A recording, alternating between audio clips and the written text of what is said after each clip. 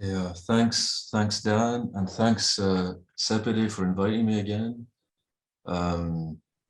Okay, so what I'm going to present today is a draft chapter from a book I'm currently working on. The working title for the book is Fatelessness. So the concept of fate and fatality is fundamental to the book, and Adorno plays a central role in the book, although it's Adorno's relationship to Marx is foregrounded throughout. So anyway, I'm presenting this. This is I've tried to reduce the arguments of the text, to simplify it as much as possible, but it's still quite long. So I'll be talking for 45 minutes. I think. I hope not much more than that, and I hope the sound and image is holds up throughout. I think I've improved the connection since last time, or since I last tried to do this earlier this year. So hopefully we won't have too many connection problems. But let me know if you can't hear me, or something goes wrong. Just let me know. Okay, so this talk really it deals with, although only Adorno and Marcuse are mentioned, really the starting point is Walter Benjamin. Actually, I need to get control of the screen share. I'm not sure how to. Let me see if I can.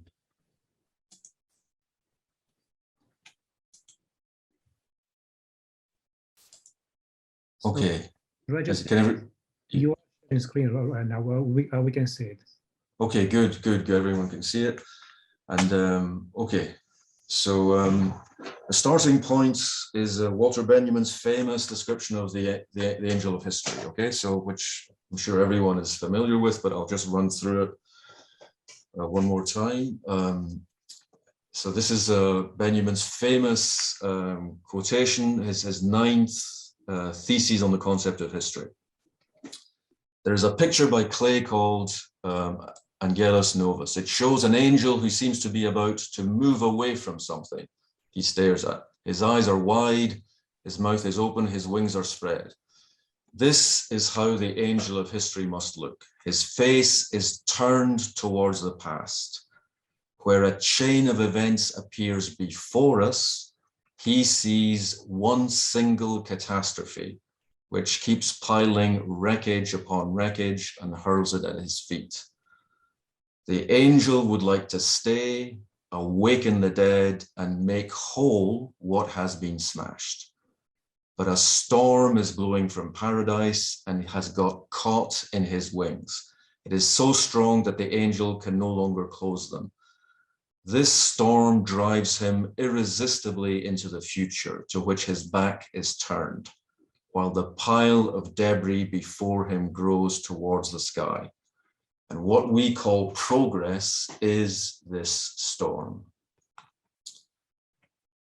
Okay, so this history as the accumulation of wreckage perpetuates the homogeneity of universal history in a negative register. Relentless deterioration is the inverse of steady amelioration, so that the continuity of destruction is as linear and homogeneous as the continuity of construction. So in other words, I think that there's both a revolutionary and a reactionary reading of Benjamin's account of the angel of history, and simply to to emphasize to claim that history is a single accumulation of wreckage or of destruction, is simply kind of, the negative obverse of progressivist universal history, okay? Point is that this famous passage from Benjamin is usually kind of, I think, taken at, face value, the claim that history is, a uniform process of destruction, an unfolding catastrophe. But this is simply the kind of the inversion of progressivist universal history. So in other words, surely, if you merely kind of reverse, the positive valorization of history as progress to denounce history as continual destruction, you're not really challenging the frame of universal history, which it seems to me is precisely Benjamin's point, okay? So what Benjamin is challenging is the narrativization of history. If history as narrative is in question, simply replacing a single dominant narrative, whether it's progressive, a narrative of progress or a narrative of destruction, is ineffectual.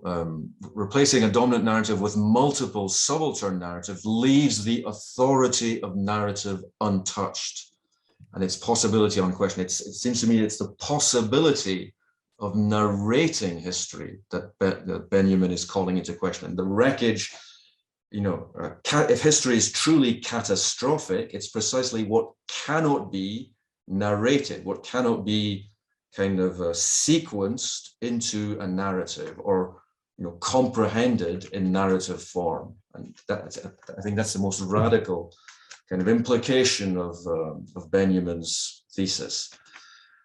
Narrative relays the domination of myth. It's not just through writing, but through the telling of history that the victors raise themselves above the vanquished. And to the extent that it singles out heroes and villains or distinguishes major from minor events, historical narrative relays the domination inscribed in myth. And the claim that mythologization is a kind of, is domination, is a kind of subjugation. It's a kind of self-abasement before a kind of a superhuman power or authority, is, I think, obviously the aspect of Benjamin's thought that is taken up especially by Adorno in his account of dialectic of enlightenment. And the dialectic of myth and enlightenment is precisely this claim that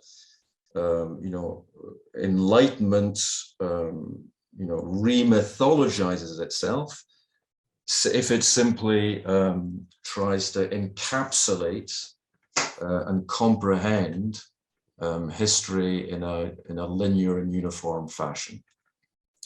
So for Benjamin, the point is the puncturing or the interruption of this homogenizing narration of history. Once integrated into a narrative, the past becomes the precondition of the present. It is not just what has happened, but what had to happen or what was fated to happen. The past is mythologized by being eternalized as fatality. And mythical fatality for Benjamin is countered by interrupting history. The present, history is precisely what must be brought to a standstill. So the present is no longer a point of transition, but of interruption, in which time is brought to a standstill, but also established in a unique encounter with the past, the famous, the tiger's leap out of history that Benjamin describes. This encounter wrests the past from what has been and charges it with a now time, primed to blast the present out of the continuum of history. So it's a matter then of negating continuity rather than affirming discontinuity. The revolutionary counter to historicist progressivism does not consist in replacing integration with disintegration or unity with multiplicity.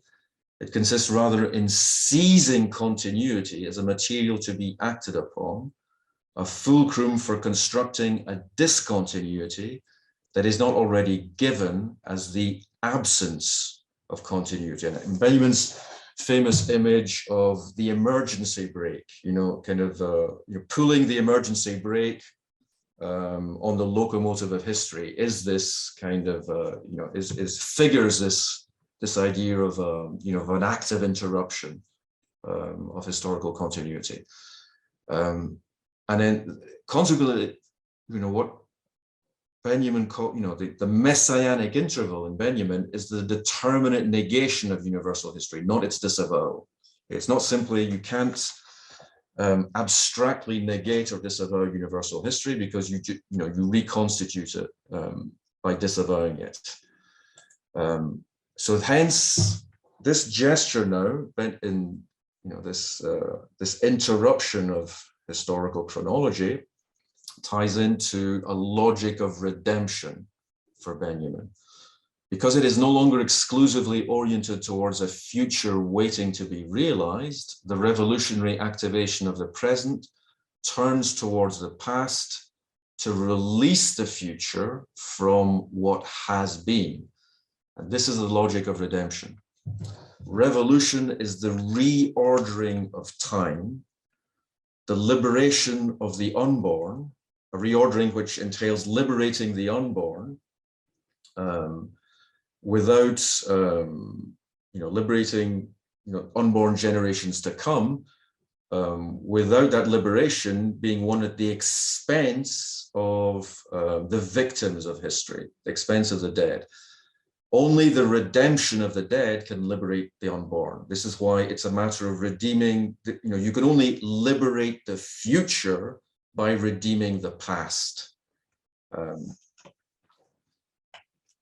So this is why Benjamin writes, only a redeemed mankind is granted the fullness of its past, which is to say, only for a redeemed mankind has its past become citable in all its moment. Each moment it has lived becomes a citation à l'ordre du jour, and that day is Judgment Day. This is the third thesis on the concept of history. So the revolutionary present, on Benjamin's account, is the present of Judgment Day, when the dead are rescued from their future oblivion, their consignment to oblivion, if one simply, affirms, the necessity of moving forward, or of affirming the future at the expense of the past. But there's 2 points here, I think, to make, 2 significant points to emphasize in Benjamin's account. One is that the homogeneity of history is shattered in the name of a humanity whose unity is yet to come, and not against this unity as such. In other words, it's not simply a matter of denying, the unity, or negating unity, the bourgeois unification of humankind, but of saying, but of suggesting that this unification is yet to come. It's precisely what has to be achieved by interrupting the progressive homogenization of history. So that the critique of bourgeois progressivism in Benjamin is carried out in the name of a more radical progressivism that would inaugurate the unity of humanity beyond the historical abyss, separating those damned in the past from those saved in the future. And this unity is precisely what can't be envisaged from the vantage of the capitalist present, whose premature assertion of the unity of humanity masks the rift between capitalists and proletarians in the present, but also the rift between present victors and past victims.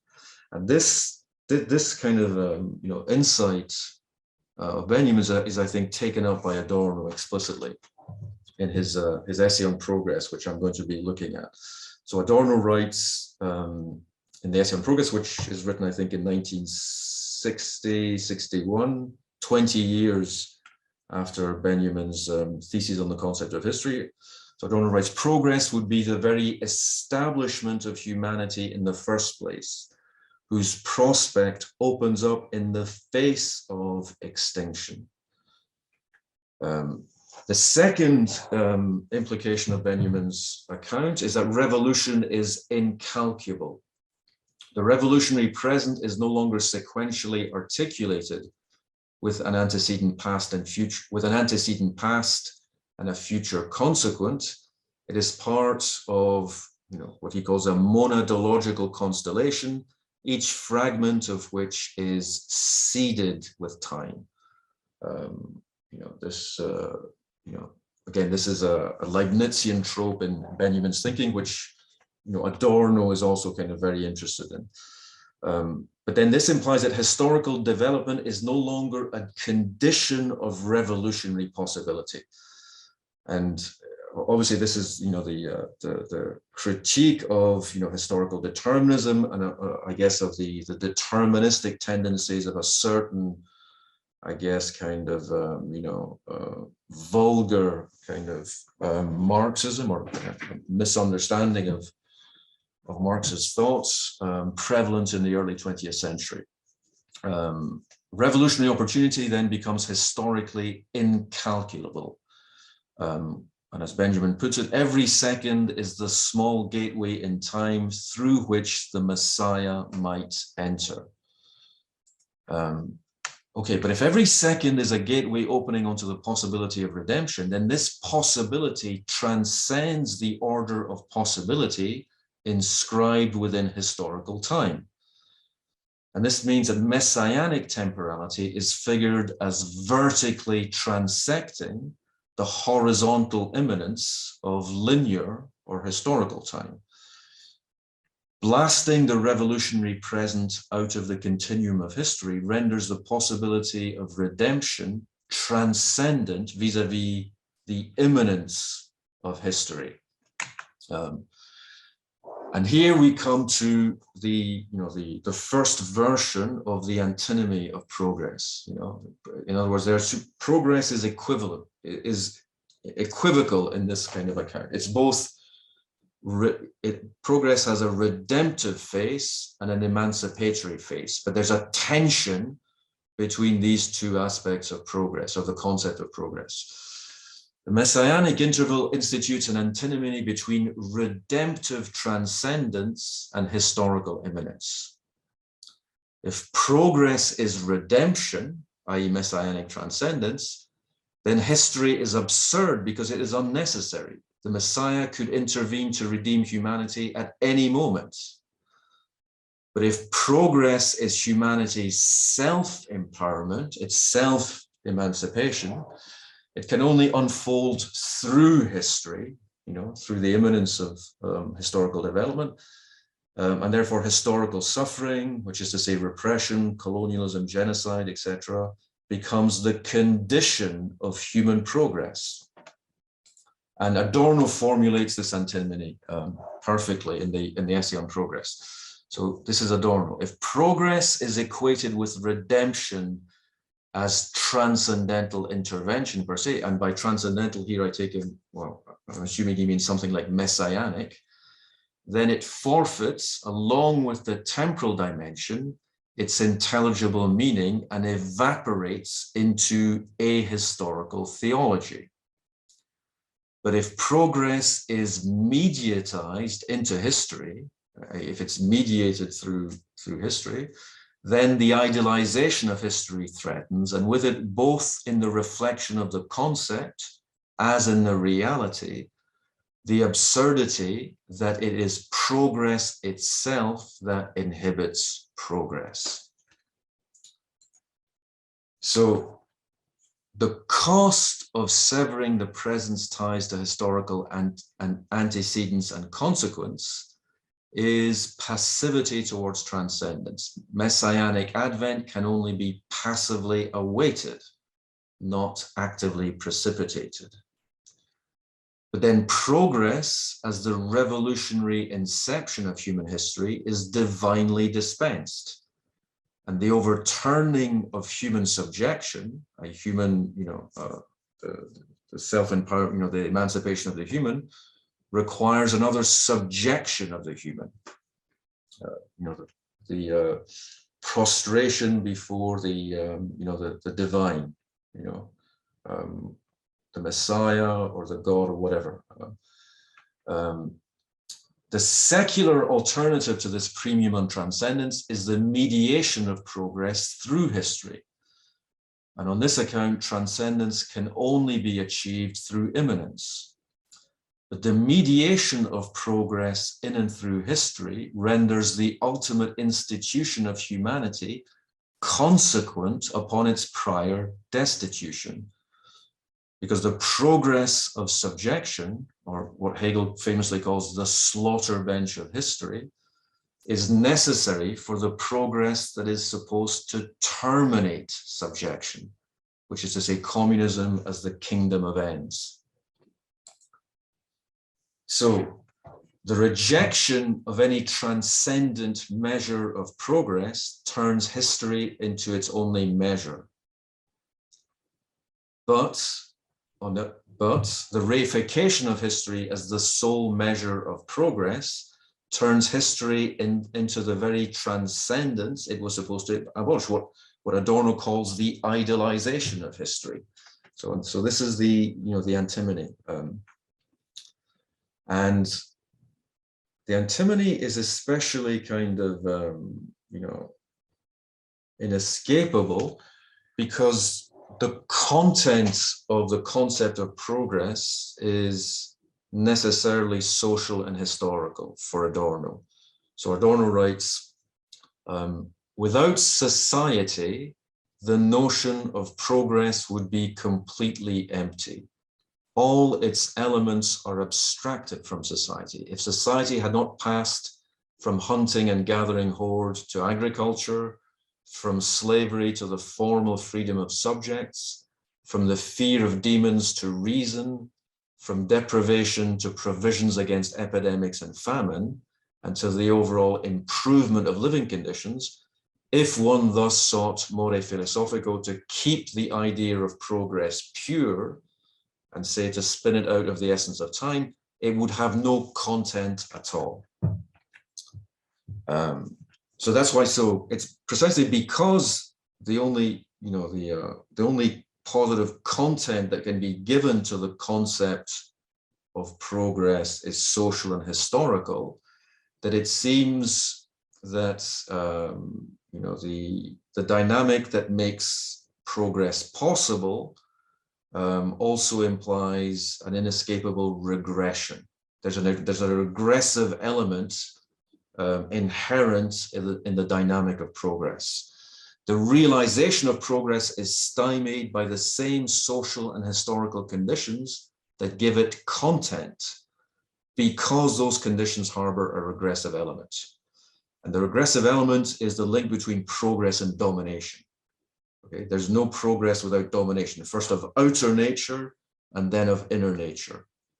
But the expanding domination of nature ramifies into increasing social domination. In other words, the society that frees itself from being dominated by nature, that wins its freedom from nature, does so then by subjugating its subjects, by dominating individuals as a second nature, by inculcating itself as second nature.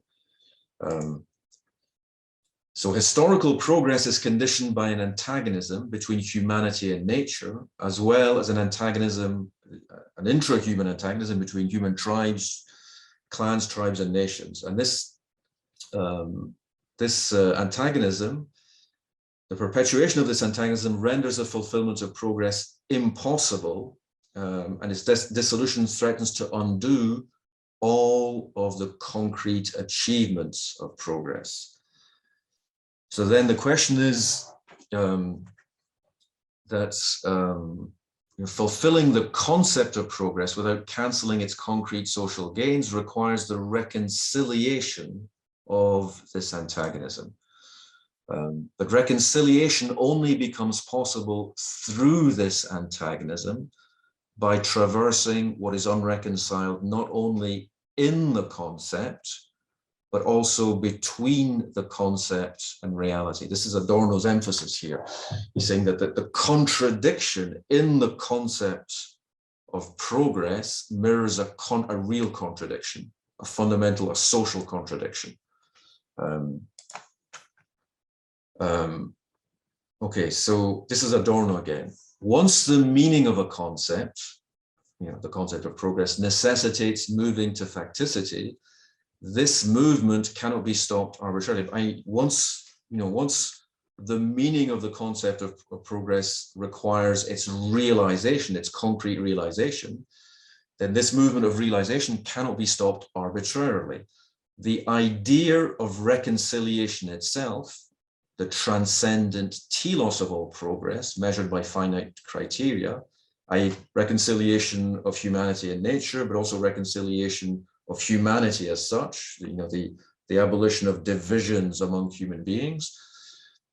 This reconciliation cannot be broken loose from the imminent process of enlightenment that removes fear, and by erecting the human being as an answer to human beings' questions, wins the concept of humanitarianism that alone rises above the immanence of the world. Okay. So this is where now the antinomic structure of progress ties into Adorno's account of the dialectic of enlightenment. Overcoming the antinomic structure of progress is inseparable from this dialectic of enlightenment. Enlightenment is the empowerment of humanity through the disempowerment of the superhuman, whether understood as divinized nature or naturalized divinity. But the reason that culminates in self-conscious spirit, the famous Hegel, or the kind of the self-consciousness in the as kind of promulgated in German idealism, and especially in the philosophy of Hegel, which is epitomizes the Enlightenment progressivism, ends up, on Adorno's account, endowing itself with a transcendence it withdraws from nature. So in other words, spirit's, demythologization or demystification of nature, of the superhuman, ends up, divinizing or mythologizing spirit or self-consciousness. And this is what Adorno calls a spell. Reflective self-consciousness is not immune to the compulsiveness of nature or the drive to self-preservation. As Adorno writes in Negative Dialectics, something compulsive distinguishes animal conduct from human conduct. And the animal species Homo may have inherited it, but in the species, it turned into something qualitatively different. And it did so precisely due to the reflective faculty that might break the spell and did enter into its service. So, this is a very interesting kind of passage, I think, because already Adorno, what distinguishes the human from other animals, or the specific difference, or the salient characteristic of human animality is its compulsiveness, but a compulsiveness which is different in kind from instinct. So in other words, the psychoanalytic distinction between instinct, biological instinct, which is programmed, and and unconscious drive, is precisely it's the compulsive nature of human self-consciousness, of human reflexivity, that is both that allows human beings to separate themselves from nature, but also thereby to re-enchain themselves to nature. The spell is the aura of transcendence. It converts the subjectively constituted object into a thing in itself. And self-consciousness is reified by being rendered absolute, i.e. wholly unthinked. In other words, a dialectic is very simple. In other words, once self-consciousness realizes that what it took to be God-given is in fact human-made, then it forgets that it can keep doing this, but then the danger is to take this, self-consciousness, spirits or subjectivity as itself, as something that is given and not made, as a transcendent force, as opposed to a historically contingent factor. So, and this is the crux of the dialectic of enlightenment. So progress requires domination, identifying what is non-identical, but domination blocks the reconciliation of identity and non-identity, or humanity and nature, or subject and object. And it blocks the reconciliation that should be the rational telos of progress. So here's Adorno again. The model of progress, even if displaced onto the Godhead, is the control of external and internal or human nature. The oppression exercised by such control, which has its highest form of intellectual reflection in the identity principle of reason, reproduces this antagonism. The more identity is posited by imperious spirit, the more injustice is done to the non-identical. The injustice is passed on through the resistance of the non-identical, which is to say the return of the repressed. And the resistance in turn reinforces the oppressing principle, while at the same time what is oppressed, poisoned, limps along further. Everything within the whole progresses, only the whole itself to this day does not progress. So in other words, there's a compulsive repetition in the dynamic of progress. The consequence is that antagonism then is the condition for reconciliation, and unfreedom is the condition for freedom, or as Adorno puts it, the conditions for the possibility of reconciliation are its contradiction, and the conditions for the possibility of freedom are unfreedom. Okay, so why? Because the only way in which human beings can be free is by freeing themselves from everything that that dominates them, by freeing themselves from the superhuman powers that have hitherto subjugated them. But to do this, they have to dominate domination.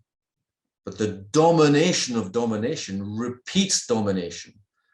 Okay, so that the paradox is that in precisely, by winning their freedom, humans compulsively relay or repeat the drive to domination, which is ultimately kind of the defining characteristic of nature in Adorno. So it's this kind of this circuit, this repetition, which has to be interrupted. And so here Adorno, I think, takes up and in a way subtly redefines Benjamin's account of the redemptive phase of progress as the interruption of the relentlessness of progress. So now it's not simply kind of historical. It's what has to be interrupted for Adorno is the subject's or self-consciousness' own compulsion to identify, compulsion to conceptualize, and thereby dominate whatever is other. So then progress becomes reason's awakening from the spell of its own sovereignty. The social content of the concept of progress depends upon a historically unfolding domination of nature, but the realization of the concept is figured as an interruption of compulsive domination, not ordained by history. And as with Benjamin, this interruption is possible at every moment. So Adorno writes, while the perpetual oppression that unleashed progress at the same time always arrested it, this oppression, as the emancipation of consciousness, first made the antagonism and the whole extent of the deception recognizable at all, the prerequisite for settling the antagonism. The progress which the eternal invariant brought forth is that finally progress can begin at any moment. So this is the sense in which progress is the suspension of its own fatality. But this suspension is precisely what is not historically determined.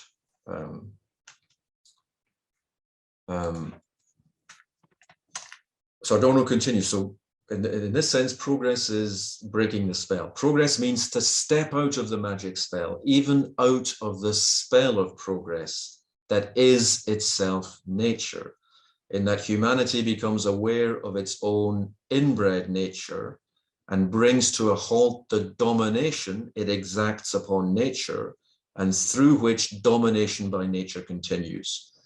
In this way, it could be said that progress, and here I think progress as emancipation, occurs where it's, progress as domination ends. Okay, this is Adorno pointing out the kind of the equivocal nature of progress. This reconciliation then is made possible by the impossibility of absolute domination. Reconciliation is simply this self-interruption of domination, okay, which is which implies then that only the power of the storm can solve the devastation it has wrought. Okay, there's no. If we go back to the Benjamin image of the relentless storm, which is the progress of history. Well, there is no other. There is no transcendent or divine power that can interrupt the storm. The storm can only kind of interrupt itself. The salvation of destruction is not history's completion, but its incompletion. In other words, it's the accumulation of wreckage is prevented from ever being completed or totalized. Okay, so that in a way, the kind of the very logic of this relentless accumulation of destruction implies that it cannot be completed, and this is the only sense in which this is the only redemptive aspect of history. Progress then, on Adorno's account, is not the abolition of regression, but the resistance to the compulsion to abolish regression. As Adorno writes, progress is this resistance at all stages and not the surrender to their steady ascent. So in other words, this resistance to the compulsion to abolish regression is possible at every moment, okay? Whereas, so it's not a kind of a progressive. So this is again Adorno relaying the Benjaminian thesis of the messianic interval. Okay, the interval is possible. The incompletion of history that makes redemption possible arises at every instant or moment of history. And this incompletion is precisely what cannot be programmed by the immanent logic of history. It is the historically mediated resistance to the absolute mediation of history. Okay, And I think that this incompletion is another kind of aspect of what Adorno calls non-identity. Although non-identity is the source of resistance, it cannot be positivized as an autonomous force without reinstating the spell of transcendence. Non-identity is not the ontological remainder left over by subtracting conceptual identification.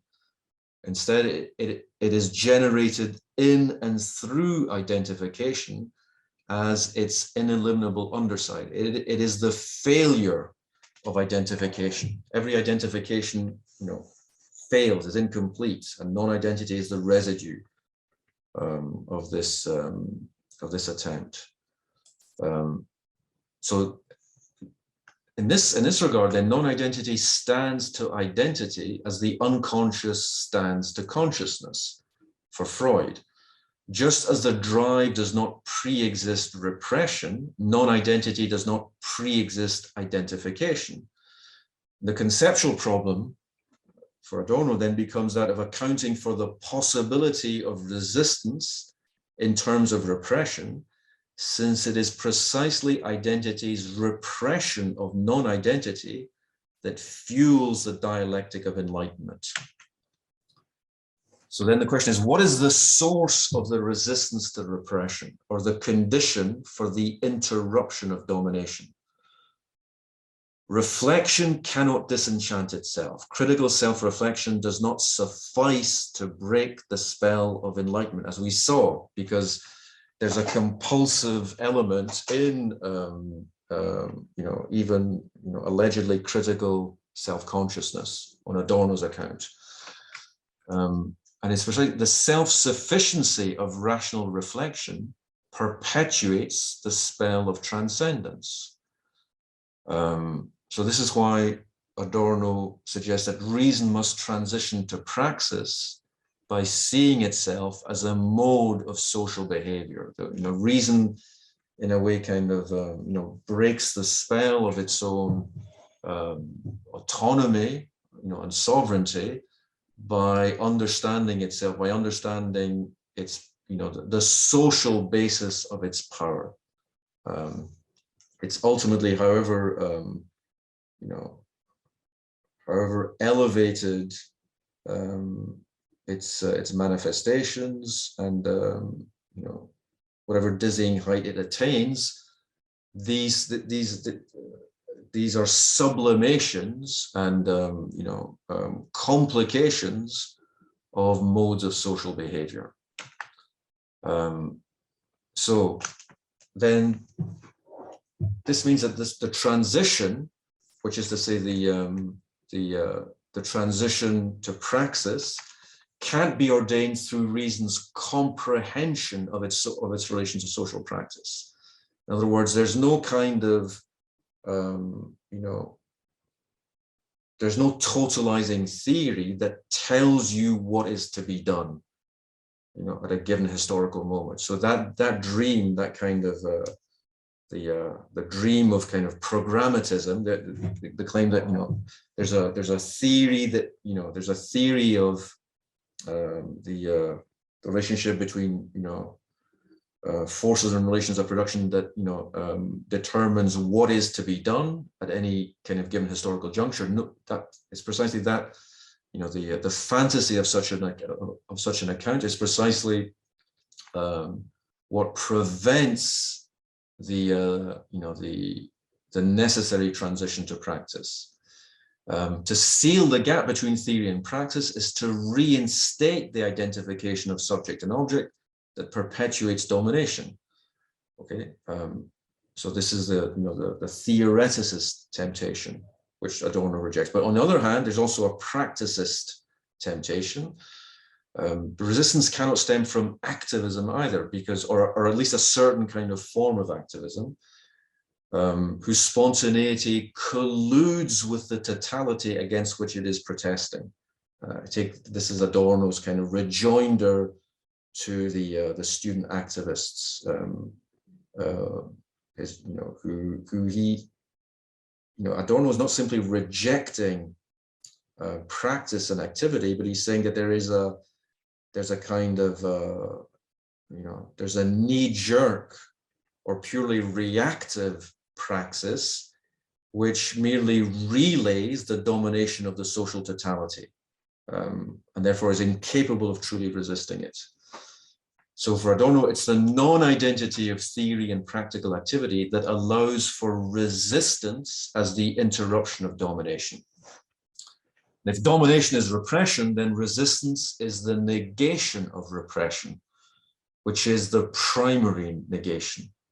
But if resistance is the non-identity of reason and praxis, then its negation of repression remains dialectically indeterminate. And this indeterminacy threatens to reinstate the spell of transcendence by reifying the possibility of resistance as an abstract negation of history, i.e., an abstract negation of the concrete progress of repression. So here there's a dichotomy here. If resistance to repression cannot be aligned with concrete social and historical conditions, because doing so would reinstate the unity of theory and praxis as a bad totality, it remains utopian in a negative sense, i.e. it transcends history. Resistance just is this, ex nihilo, this deus ex machina. And here, this is where I think Marcuse's intervention is very interesting. So I take, what I find most interesting in Marcuse's account of, in a way, the dialectic of progress, or the antinomy of progress, is the suggestion that the overcoming of repression is made possible by a specific historical conjunction of the forces and relations of production. So Marcuse refuses to oppose utopian to historical possibility because he insists that the realm of freedom, i.e. redemptive progress, is immanent to the realm of necessity, i.e. repressive progress. Okay, so he wants to grasp the dialectical interpenetration of the redemptive and repressive aspects of progress. And to do so, then he begins by, laying out a contrast between what he calls the quantitative technical conception of progress and the qualitative humanitarian one. The former is a necessary but not sufficient condition for the latter, on Marcuse's account. In other words, there can be no human freedom worthy of the name without freedom from natural strictures. However, capitalist civilization reifies this negative freedom, this freedom from, the strictures of nature, and turns it into a transcendent value. And this negative freedom, which is to say the domination of outer and inner nature, becomes the telos of progress under capitalism in the form of compulsive productivity.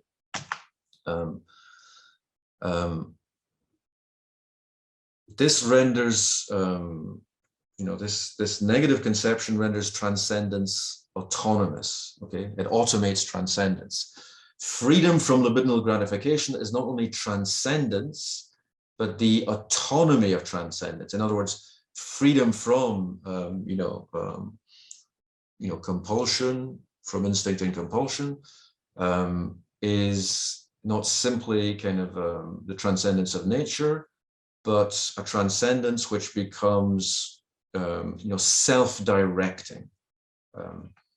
And Marcuse sees this autonomization of transcendence as, the abiding flaw in idealism, in the philosophies of Kant and Hegel.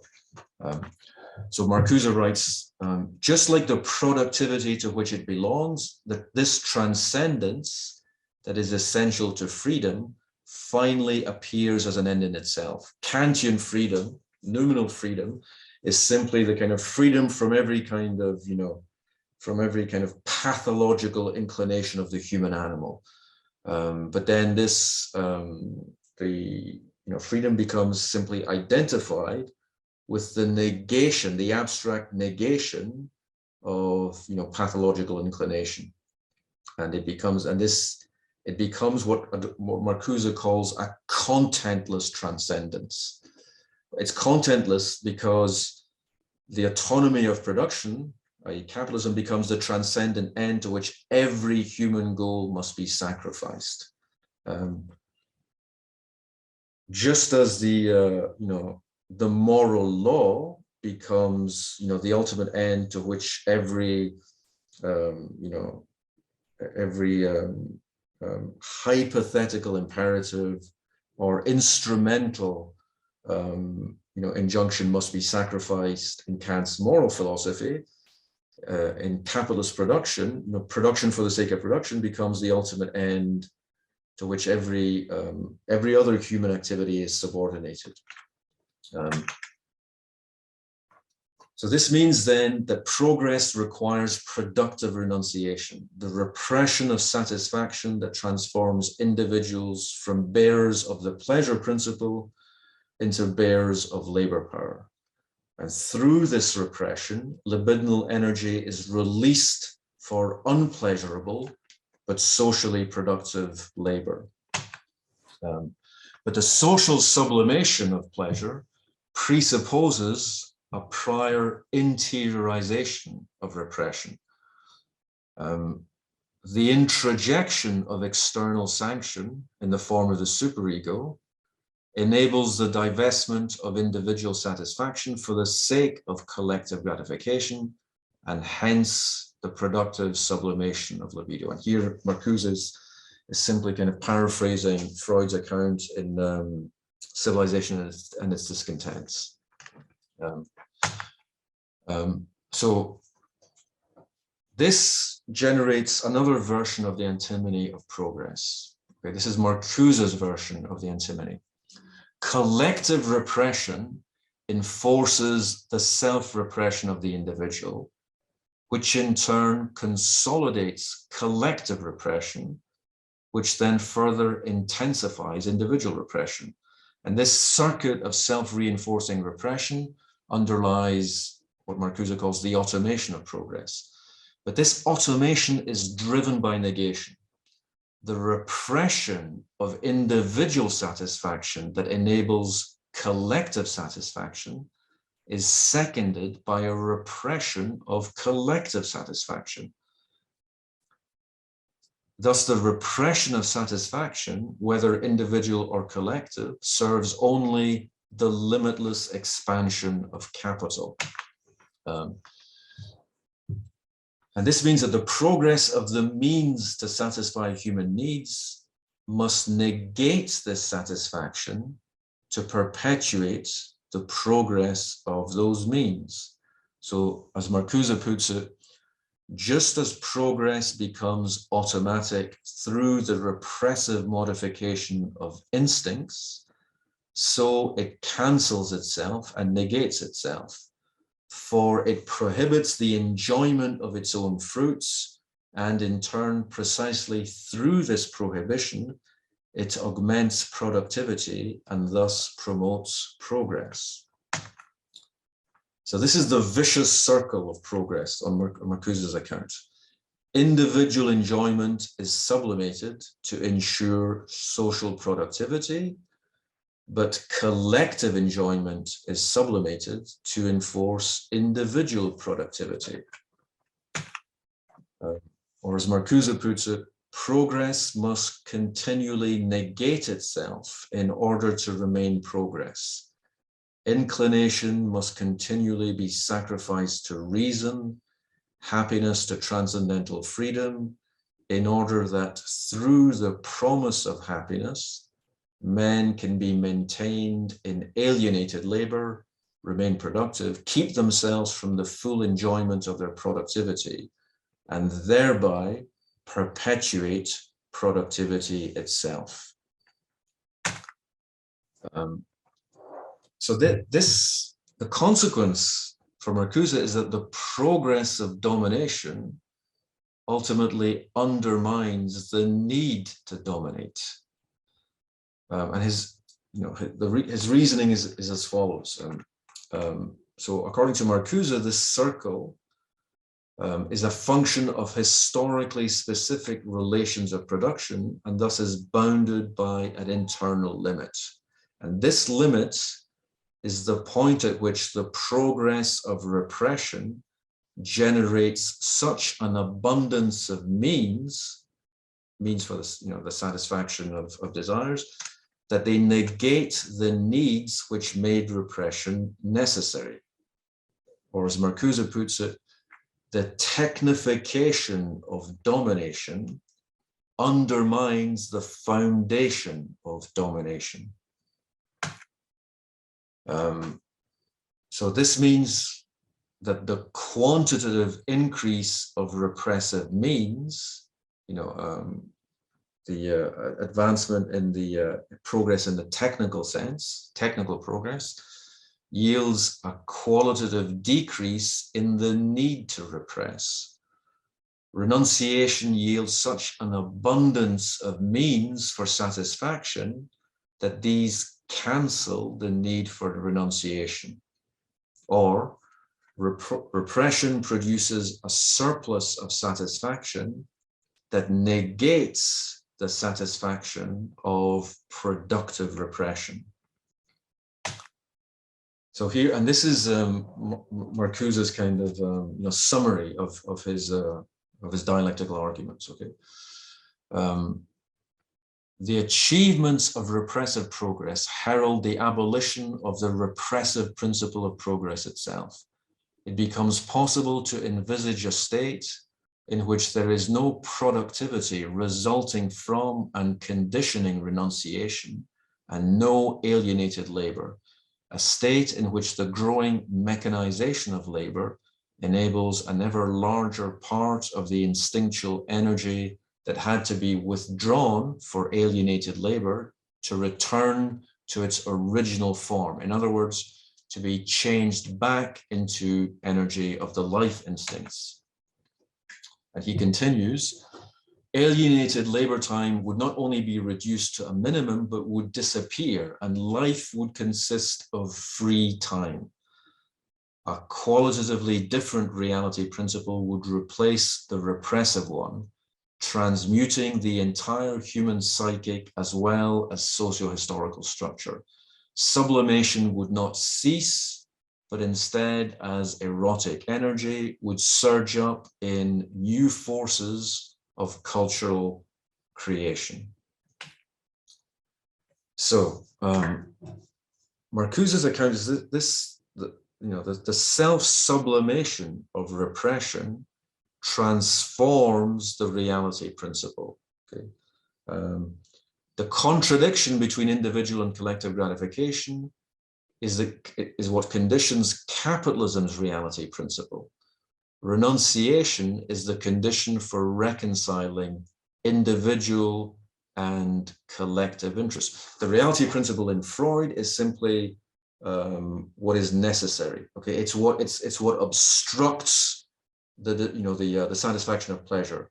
The drive to seek pleasure, to seek pleasure, is obstructed by reality, because reality, imposes certain costs upon the satisfaction of pleasure, and this is why the reality principle is what inaugurates renunciation.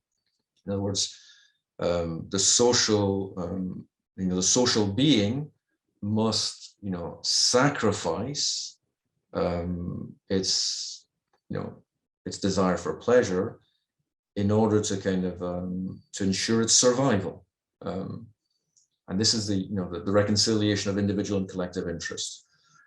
But the abolition of this contradiction, together with the capital relation, on Marcuse's account, would entail a new reality principle, which could be called communist, one in which the libidinal surplus released by mechanized labor would no longer be repressed for the purposes of social production, but would instead create new forms of individual and collective gratification. And this is what transforms contentless transcendence into a contentful transcendence. So Marcuse writes, contentless transcendence, which is to say, negative freedom merely as freedom from nature or from inclination or from need. It's this kind of entirely negative characterization of freedom, which is enshrined in capitalist productivism and the bourgeois philosophy, which fetishizes autonomy in this negative sense. So contentless transcendence would come to a close, and freedom would no longer be an eternally failing project. Eternally failing because human beings can't entirely transcend their fundamental material needs. Productivity would define itself in relation to receptivity, and he's obviously, he's talking in a Kantian register. The productive activity of the understanding would no longer kind of simply be limited by the receptivity of sensibility, but actually would be positively enabled by it. Existence would be experienced not as continually expanding and unfulfilled becoming, but as existence or being with what is and can be. And here, Marcuse's account, I mean, it's a very interesting, he's kind of alluding to Nietzsche and Heidegger and to kind of, the accounts of existential transformation, set out in by Nietzsche and Heidegger, but he's saying that these are in those particular thinkers, this existential transformation can only be achieved by the individual, by the unique or exceptional individual, whereas Marcuse seems to be kind of proposing that actually this existential transformation, as positively characterized by Nietzsche and Heidegger, can only be socially realized, collectively realized in and through communism. And this is the sense in which then Marcuse reinscribes utopia within history. Marcuse renders utopian possibility imminent to history. He renders radical, existential transformation, the collective existential transformation for humankind, an imminent possibility, an imminent historical possibility. Not the historical realization of utopian possibility, a realizability that reifies utopian possibility as the transcendent telos of history, but as the reinscription of utopian possibility within historical possibility. History kind of, contains within itself the possibility of this, radical, unprecedented transformation. But the logic of Marcuse's account now hinges on an account of the nature of primal repression, which we now have to examine. Okay, I should only have another kind of, hopefully another 5 minutes to go. Primal repression delibidinizes the organism by sexualizing the genital organs, fragmenting the libidinized whole into a multiplicity of partial drives. The segmentation and specification of libido are consequences of repression on Marcuse's account. And because primal repression negates an originary organic integrity, the sublimation of repression, configured as the negation of negation, reestablishes organic cohesion at both the individual and the collective level. So on Marcuse's account, the primal repression that condemns humanity to labor for its enjoyment, or coordinating work and play as means and end, must be sublimated for labor to fuse with enjoyment and become an end in itself. The decisive modification at the origin of hominization for Marcuse is the bridling of eros by the reality principle and the conversion of libido into reproductive sexuality. So as Marcuse writes, eros is originally more than sexuality in the sense that it is not a partial instinct, but rather a force that governs the entire organism and that only later is put into the service of reproduction and localized as sexuality. This decisive modification of eros means a desexualization of the organism, and only this change can make the organism, as bearer of the pleasure principle, into an organism that is a possible instrument of labor. The body becomes free for the expenditure of energy that otherwise would only have been erotic energy. It becomes, so to speak, free of the integral eros that originally governed it, and thereby free for unpleasurable labor as the content of life. So, on Marcuse's account, the originary disintegration of libido, entailed by the social antagonism between individual and collective gratification, is superseded by an ultimate reintegration or a re-libidinization of social relations once this antagonism is overcome. If primal repression then is the originary disintegration of organic libido into genital or organized sexuality and the separation of individual gratification from social productivity, then final repression is the sublimation that reintegrates what capitalism has separated, individual and collective, pleasure and production, or work and play. But in order to understand, the logic of Marcuse's account, we need to revisit Freud's articulation of the three, fundamental, principles. The three fundamental unconscious principles, which he catalogues in Civilization and its Discontents. These are eros, ananke, and thanatos, or pleasure, necessity, and death. Libidinal disintegration is brought about in response to the reality principle, what Freud calls ananke, or necessity. Eros, the life principle, binds organic substance into ever larger units, which thanatos, the death drive, seeks to unbind and dissolve back into what Freud calls their primordial inorganic state.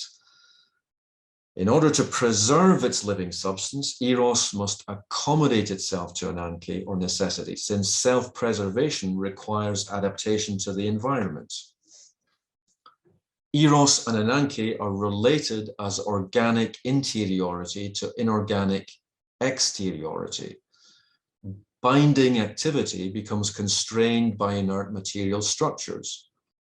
But thanatos is neither inside nor outside, neither organic nor inorganic, but rather the boundary simultaneously connecting and separating them. So it is ananke that obstructs eros, or that is its obstacle. It's not thanatos on Freud's account.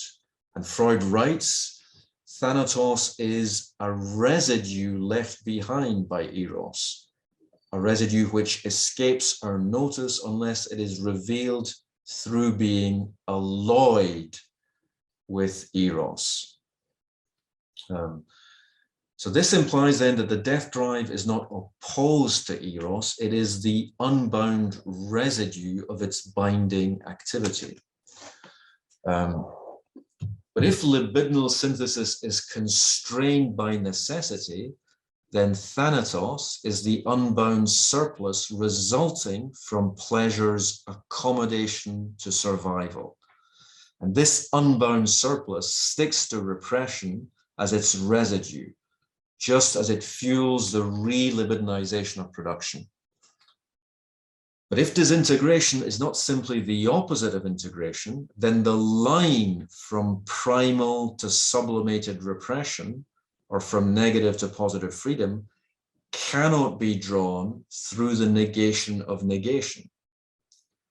Repression generates a surplus that is not just the simple negation of necessity, a residue that complicates any straightforward demarcation between surplus and necessary or basic repression. What is the difference between basic and surplus repression? Well, according to Marcuse, it's that basic repression is what he calls the modifications of the instincts necessary for the perpetuation of the human race in civilization, while surplus repression is defined as the restrictions necessitated by social domination. So, basic repression is imposed by conditions of natural scarcity, impeding the perpetuation of civilized humanity. It indexes the domination of nature. Whereas surplus repression is the means by which a caste or a class perpetuates its privilege at the expense of another. It indexes social domination. The social distribution of scarcity determines what Marcuse calls a performance principle, the historical specification of the reality principle proper to what he calls an acquisitive and antagonistic society in the process of constant expansion. In other words, capitalism. But the problem is that nature does not suffice to fix basic repression on Marcuse's account. The domination of nature conditions social domination, but social domination also conditions the domination of nature. It is not nature that determines the modification of the instincts required by civilization. This modification already presupposes the existence of civilization or culture in the broadest sense. And nature understood as the principle of necessity or scarcity does not determine the minimum of repression required for the existence of culture. So then the following dichotomy ensues then. Either this modification is brought about by a culture without social domination, one in which the use of natural resources involves minimal domination, i.e. hunting and gathering, and natural scarcity is equally distributed, or it reflects a specific mode of social domination and hence a variety of the performance principle. But in the first case, freedom from social domination obtains, but at the cost of submission to scarcity. To make this the paradigm of equilibrium between culture and nature is to naturalize basic repression as the perfect harmonization of pleasure and necessity. Whereas in the second case, where the modification of instinct is compelled by social domination, basic repression is inseparable from surplus repression, and the reality principle becomes inextricable from the performance principle. So in either case, basic repression is either a mythical harmony between of pleasure and necessity, of humanity and nature, or a vanishing quantity. This vanishing boundary between reality, between what is natural necessity and social necessity. So basic repression as condition for the perpetuation of civilization presupposes another more fundamental repression through which culture first emerges as a dislocated second nature. And if culture is the domain of normative as opposed to natural compulsion, then primal repression is what institutes the break between first and second nature, or force and law. But law's emergence from force must be enforced. And Freud's myth of the murder of the primal father is an attempt to schematize the structure of primal repression and account for the emergence of law as a relation of force against force.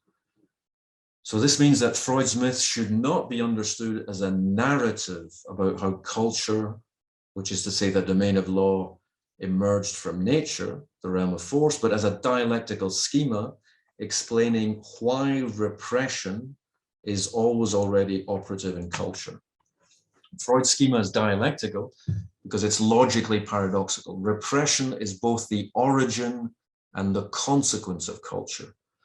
This makes no sense if one is trying to understand the operations of the unconscious in terms of cause and effect. But the unconscious is not a part of nature, it's what joins and disjoins culture and nature. And then it follows then that primal repression is the phenomenon in virtue of which culture is at once continuous and discontinuous with nature. It is coextensive with what we know as history, and so cannot be understood as an event in history. Unlike basic repression, primal repression is not fixed by the trade-off between pleasure and scarcity. It is not the repression of a specific incompatibility between enjoyment and survival. What Freud calls Urverdrang, the originary repression that institutes the unconscious as interface of force and law, is a process, not an event. What is unconscious does not pre-exist repression as a positively existing thing, a being or a substance, subsequently forced down into the unconscious, conceived as a subterranean chamber or reservoir. This is the metaphysical substantialization of the unconscious. What is unconscious rather lies in between being and non-being, or presence and absence. It persists as something whose negation fails, but whose failed negation is also what succeeds in constituting it. So what is repressed persists because it is neither full being nor the complete absence of being. It is what Alenka Zupančič calls not fully being, congenitally incomplete or partial. And this is Zupančič's kind of, I think, very useful kind of definition of the unconscious as the domain of what is not fully being, what is neither present nor absent. Whenever we are dealing with an unconscious content, we are dealing with something which is constitutively unconscious. That is to say, that it only registers in reality in the form of repression, as repression, and not as something that first is and is then repressed. This is why if we simply focus on the content, we lose this specificity. We lose this dimension of not fully being as the very mode of being of this particular thing, which is precisely the mode of repression. Repression is not something we can simply lift and get access. We can simply lift and access in this way to the unstained unconscious content or representation. If we reduce the Freudian notion of the unconscious to the difference between a content that is present to the conscious and a content that is repressed from it, if we reduce it to the opposition between being or not being conscious of something, or between consciously accepting or not accepting something, we lose it entirely. This is from an essay called Hegel and Freud, between Aufhebung and Verneinung. Okay, this means that there is no lifting of repression that could grant us access to a repressed content, as if it existed positively. And this understanding of repression as process obviates the need to specify the boundary between basic or necessary repression and surplus or unnecessary repression. This is to say that there is no functional rationale for repression. It does not serve to harmonize pleasure and necessity. What is originally repressed is not what is counter to social productivity. Rather, primal repression fixes the difference between what is productive and what is counterproductive. And desubstantialized or unconscious pleasure is what Lacan calls enjoyment, jouissance. But enjoyment does not pre-exist repression. Rather, repression constitutes enjoyment. So here we see then that we can see the beginnings of a critique of Marcuse's, or we can see what is, I guess, questionable in Marcuse's account. Marcuse's account begins, or has as a fundamental premise, as a kind of a positive substantialization of libido as what he calls a force governing the entire organism. Marcuse characterizes libido in terms of an originary plenitude or fullness that is subsequently fragmented into a multiplicity of drives by basic repression. And this substantialization of libido as a positive force investing the whole organism anticipates Deleuze and Guattari's claim that desire in the pure state would be, quote, a pure fluid in a free state, flowing without interruption, streaming over the surface of a full body. That's their definition of desire in Anti-Oedipus. There's a weird, or actually, it's partly acknowledged by Deleuze and Guattari yourself, but there's a peculiar anticipation of some theses of Deleuze and Guattari in Marcuse, which is why there's a sense in which Marcuse is the missing link between Deleuze and Adorno. It's this positivization of libido as a separate force independent of the death drive that fuels Marcuse's suggestion that, quote, eros, freed from surplus repression, would be strengthened, and the strengthened eros would, as it were, absorb the objective of the death instinct. But this is to assume that it is death as quiescence or stasis that is the objective of the death drive. But it is precisely death as unbound residue of libidinal binding that compels the drive and allows it to derive satisfaction from dissatisfaction. This changes the coordinates of the problem of liberation. The problem of liberation does not consist in working out how to eliminate surplus repression while maintaining necessary repression. It consists rather in understanding how the surplus of enjoyment generated by repression fixes the drive. Thus, it is not repression that is the source of unfreedom, but rather enjoyment. And Marcuse's schema assumes the substantial positivity of pleasure at the outset, a pleasure that is then repressed for the perpetuation of civilization.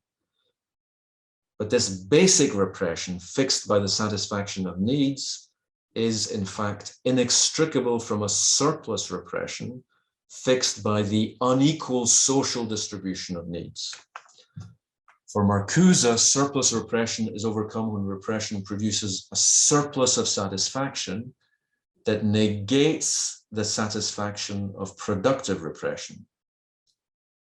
But desubstantializing pleasure as enjoyment changes the parameters of the problem. If repression generates enjoyment, then enjoyment also generates repression.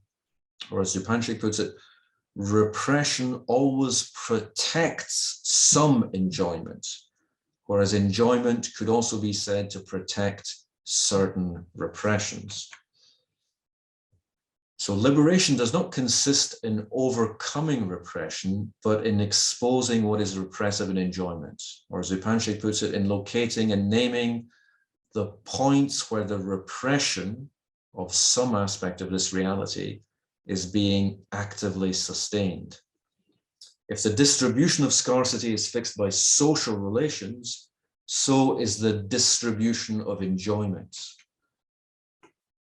If the process of repression is what can never be present in the sense of wholly actual, because it is not fully being, this is because, again in Zupančič's words, it takes place all the time, but it takes place precisely as a discontinuity of the present and of being. It appears as a complication, a torsion of the present being as such. So although repression as process is coextensive with history, it cannot be synchronized with it. Repression generates history, but cannot be historicized.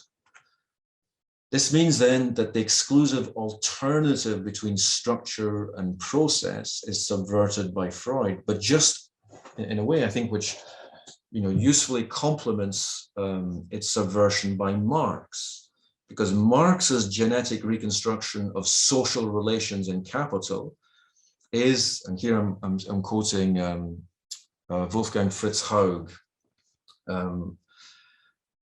he puts it, it's not primarily about what has happened, but rather about how certain activities driven by practical needs in certain social relations lead to structural transitions of the praxis forms and the social relations. This is to say that praxis generates forms which condition it in turn, or process gives rise to structures that condition process. Social experience unfolds in between the time taken by the reproduction of labor and the time required for the reproduction of capital, but neither time coincides with the time of consciousness. The unconscious is not in time, but it is not simply timeless either. It takes place all the time, but by twisting and bursting the time we experience as present. So against the eternalization of the unconscious as transhistorical fate, Marcuse historicizes it to show that while it shapes social relations, it is also shaped by them. And this is entirely laudable. This is, the aspect of Marcuse's thought, which I think is, needs to be affirmed. But the problem is that this historicization is premised upon a substantialization of libido. And it's this substantialization which then allows the stepwise sequencing of negations such that the repression of pleasure culminates in the sublimation of repression. But if repression is a process running parallel with, but not synchronous with history, it becomes possible to understand liberation as a process inflected by history, but not incubated by it. And this inflection is marked by those points where the complicity between repression and enjoyment is actively sustained by the interaction between praxis and social form. That's simply my attempt to kind of to draw together the kind of the tensions in the different accounts we've been examining. So the suggestion is that it's actually kind of the Marx and Freud who provide us with the resources, to articulate in a way to kind of to determinately negate the antinomy of progress and to reconcile the contradictory aspects of progress, either redemptive and the emancipatory aspects of progress. Okay, so I'll stop. Sorry, that took longer than I thought, but yes, that's yeah, totally fine, Ray. Thank you so much. It was a great talk, and it's definitely never too long or never too much. But we do need time for us to digest this a bit. But for now, so for the second part of the session, we can be a bit more interactive. You are all invited as panelists. Means that of course you can turn on the camera. I think it's good to have your camera on. It just creates a more interactive environment, more appropriate for discussion. Even if you don't ask questions, just seeing who we are, that definitely helps. And the second thing I want to mention, now we can ask questions. We can do it live via chat. We can do it live by actually saying it. You can type it in the chat or in the Q&A feature in Zoom. And of course, it's good to keep your question focused and concise. Time is short. So again, please have your camera on, and let's get into questions. I see Kirill has the raised hand. So Kirill, please. Hi, Ray. Thanks a lot. That was Hi. very rich and stimulating. I want to come back to the interaction between praxis and social form, and maybe kind of take it from some of the Nietzschean suspicion and Heideggerian letting be back to some Hegelian trust. Some of the anxieties about narrative, I wonder whether they can be alleviated through a conception, like a thinner conception of narrative, in terms of what Brandon would call recollective reconstruction, or kind of how that kind of picture of hermeneutics, I guess, might figure in this. But I guess I just generally felt like the Benjamin to Adorno transition seemed to stay within. So the attempt was to avoid a messiah. They seem to kind of, in a way, stay within a kind of a messianic frame, as if there really was a danger that a messiah can come back. So, for example, okay, so nature being dominated involves social subjugation, and I can see how that's true, but it seems like there's a kind of like so there's a judgment that that's bad. So social subjugation, that's a thing that is bad, and we should not want it. But it seems like we could see social subjugation as building, as learning. So I dominate the slab of marble by subjugating myself to the rules of sculpting, for example. So in I guess the way sellers would talk about it, what you talked about as compulsion could be us being kind of compelled by rules. So we are compelled by rules, and there's a kind of a domination involved there. But yeah, like do we? I understand why you would want to push into the direction and be kind of critical there, but I guess I'm a bit worried about the opposition of reason on the one hand, and this sort of Nietzschean, Heideggerian kind of dimension opposed to that on the other, and whether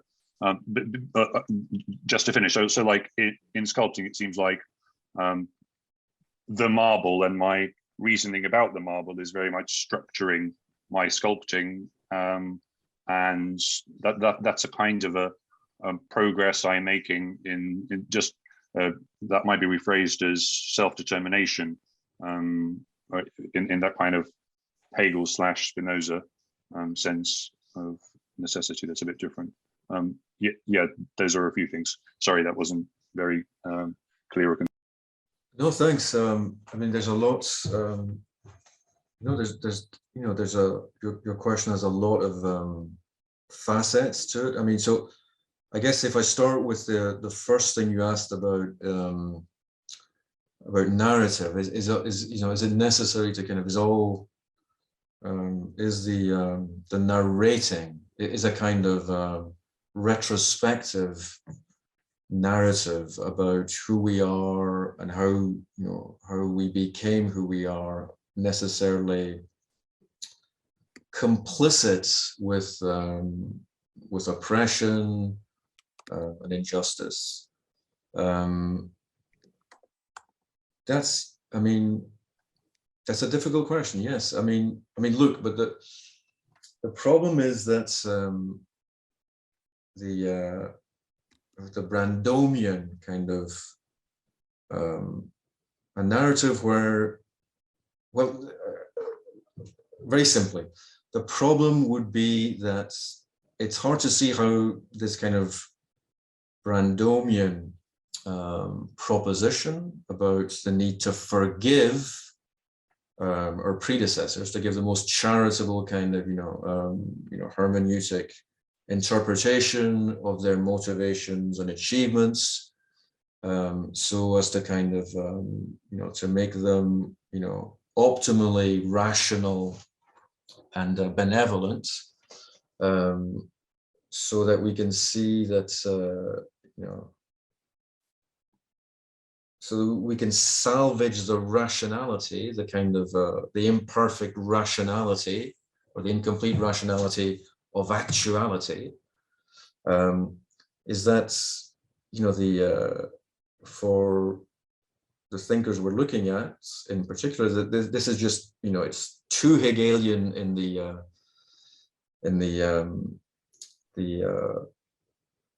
problematic sense. I mean, it means that the crimes of history have to be, can only be retrospectively, redeemed through a narrative that makes makes compensation possible. So in other words, that if our predecessors, committed, if their confusions and errors entailed what we now consider to be crimes, crimes against, racism, colonialism, etc., then we have to find a way to kind of,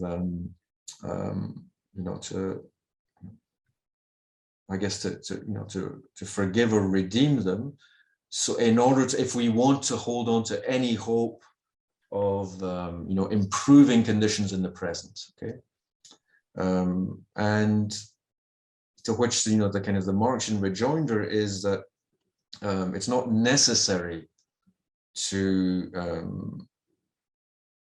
in a way, the problem with this account is that either you advert to the kind of the cunning of history, the cunning of history, there's a reason in history which is, being played out against all appearances to the contrary, and our task is to kind of, to excavate the cunning of history, to see how what happened had to happen,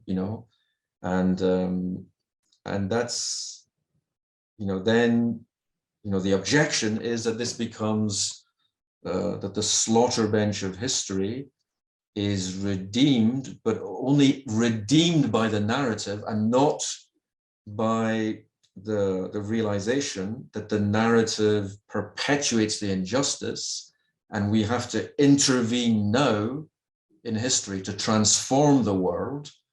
So, the only thing that will actually kind of redeem what has happened, or past injustice, is a revolutionary intervention now.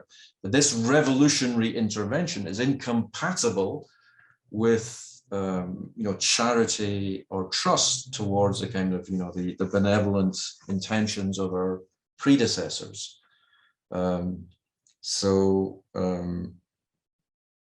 think the Marxian rejoinder is that, it's not necessary either to trust or to kind of to indict our bourgeois predecessors, bourgeois ideologues, those responsible for those who kind of try to kind of defend and articulate the virtues of progress, if we understand that they were in fact, their proclamations were, shaped by social forces, okay, which we can identify and which we can denounce without kind of, simply kind of, condemning them. In other words, it's not about either forgiving or condemning our predecessors. It's about recognizing how what they said and how they acted was socially, historically compelled by social forces, okay, over which, which they contributed to, but which they ultimately were not in control of. And it's those social forces that must be condemned. And, the point about the revolutionary intervention is to understand how, yes, it's necessary history must be transformed because, the social dynamic that has been playing out and that has led us to the current, conjuncture is pathological, is destructive, and is incompatible with the actualization of human freedom or humanity. And this is why, and I guess the problem with the Brandomian narrative is that it's a narrative that seems to preclude the kind of radical social transformation that would jeopardize the conditions of narration. Because that's the point about a revolutionary intervention, is that you can't tell a story about a revolutionary break. Okay, there's no kind of, you can't bridge, there's no continuity between, or rather there's no kind of the norms of justification and of comprehension that we use within the ambit of the current society and our current historical situation, can't be used to kind of to link up historical ruptures or historical discontinuities. Now, that's not to say, therefore, that there's a kind of, that revolutions are, that there's an incommensurability, that there are historical incommensurabilities. And the points, again, and Marx is I think is very clear about why we can, insist on the need, we can acknowledge the violence of history and the violent discontinuity of historical becoming without, and insist on its intelligibility, without, kind of saying that it's this discontinuity implies some kind of incommensurability, or unintelligibility between historical moments. That's why Marx is not Foucault, that's why it's not about epistemes. It's about, modes of production and which don't kind of, seamlessly evolve into one another, but which have been produced by human collaboration and human conflict, which are the products of both human antagonism and human kind of collaboration. And the challenge is to understand both. And the claim is that we can, we have the, we need to develop the kind of the conceptual resources to understand, the mechanisms through which both, antagonism and collaboration are intertwined. And then this would be the, this gets us out of either having to condemn or forgive, our historical predecessors. History is not an object of judgment. You can't judge history, which is to say it's neither to be affirmed nor condemned. And I think, in a way, that the point about the Benjamin quote is that it's often read as a negative judgment on history, as if Benjamin is simply kind of condemning history. History is just this unfolding catastrophe. But in a way, that's another version of bourgeois moralism, because it's a bourgeoisie. Schopenhauer condemns history. History is just kind of, this relentless, bloody catastrophe with no rhyme, no reason to it. Okay, but then that becomes an apologia for reaction. So the point is that both, whether you affirm or condemn history, everything stays the same. And the point is that your understanding of history must compel you to transform it. And the claim is that no mere narrative can do this. That's Marx's point. No story about history. And even when he says history, history is a history of class struggle. But the point is that class struggle is precisely what can't be narrated, what can't be kind of simply, enveloped in a kind of, all-embracing narrative.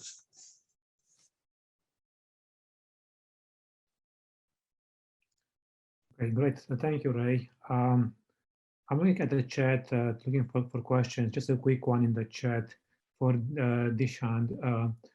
He wants to know about your next books, when they are coming out, specifically the books on Kant, Stellars, and Marx.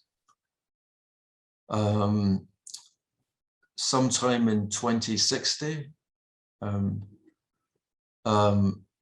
No, it's right now. So I've accumulated all this material. I had a plan to write a book about sellers, but then sellers got me into Marx, you know, and then I was going to try to write about sellers and Marx, but that proved theoretically unfeasible. So now I'm just, you know, working on this book on Marx, you know, Marx and these Marxian thinkers. But I haven't abandoned sellers. I'm hoping to gather the sellers material separately and kind of, you know, and perhaps, you know, turn it into a book of some sort. So it's just the kind of, you know, the focus has changed. But the book on, you know, the Fatelessness project is the thing I'm concentrating on right now. Okay, great.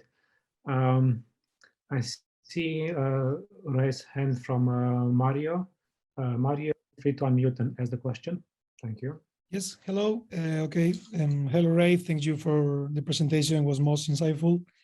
So my question is about how, like, according to you, and I agree, Adorno's problem is that he somehow fails to provide a link between the interruption enacted by reflection, where the compulsion to identify is interrupted, and the revolutionary interruption that, like, Benjamin will have in mind. So I guess my question is about a relationship between, like, determinate negation in thought and determinate negation in practice, or the mediation between the two. And if I understood you correctly, you have argued that Marx gives us the tool to think this mediation. And I tend to agree, but okay, I was simply wondering then, how do you think this mediation will work, like assuming that the party was traditionally the name for it? So that's the question. Okay, yeah, that's a very it's a very difficult question. Well, I would just say this is that understanding the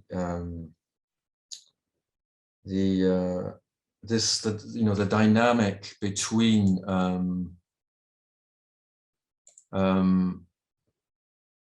practice and social form, okay, the interaction between practice and social form. So first of all, you know, an attentiveness to, you know, the importance of Marx's analysis of the structure of social form. In other words, how everything we do, how we act and think is kind of shaped by these social forms, which are not only imperceptible, but would actually, you know, of which we have a kind of an inverted representation in everyday life, you know, or, you know, in everyday consciousness. So I think, you know, understanding, you know, the topsy-turvy, what Marx calls the inverted world of, you know, the way in which, you know, the essential relations, or, you know, the kind of the real relations of production, you know, become inverted, or become objectively kind of inverted. And it's this objective inversion that generates their subjective misrepresentation. I think understanding that is crucial for being able to analyze, you know, the situation, or being able to kind of, or, you know, being able to achieve any traction on what it is that is actually happening. And the point about determining negation is that if you know, if the negation is to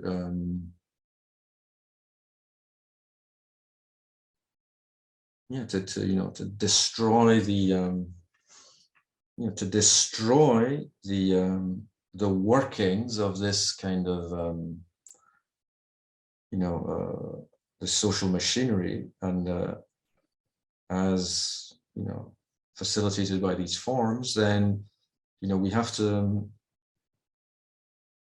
in any kind of well, in any concrete situation, you know, realize what it is, you know,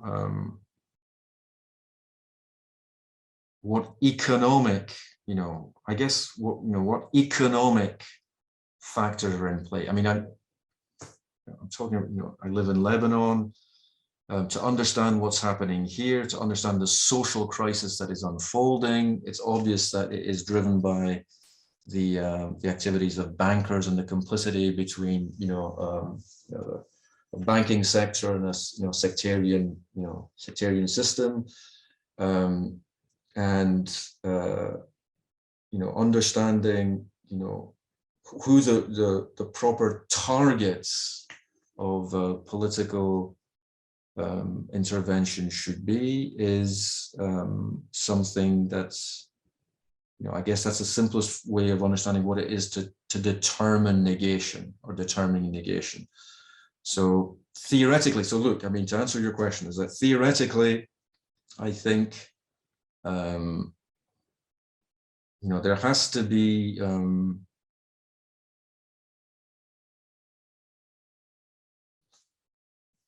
you have to have the danger of saying that kind of, you know, the interruption of regression is possible at every moment is that it absolves you from the need from a concrete analysis of the situation. Okay, that's a familiar, but the point is that the concrete analysis of the situation can't simply kind of reiterate certain kind of formulaic categories or certain, you know, formulaic modes of analysis. Actually, you know, to relate this to the point of the paper is that what's going on, you know, what, you know, the absence, you know, the psychic, you know, the psychic or libidinal factors in place, such, for instance, the kind of the fact that even in an ostensibly revolutionary situation, a situation in which, you know, grotesque violence, you know, injustice is being kind of perpetrated on a population, the population does not, you know, seems incapable of, you know, collectively organizing and, you know, reacting in the way in which it's supposed to react according to a classical analysis. That's also important, understanding the ways in which people can enjoy their, you know, their degradation, their immiseration. Okay, that's a very concrete, you know, there's a sense in which if people sometimes inactivity or the incapacity to act even when it seems your life is at stake, you know, that it's clear that, you know, you're going to die if this kind of condition continues.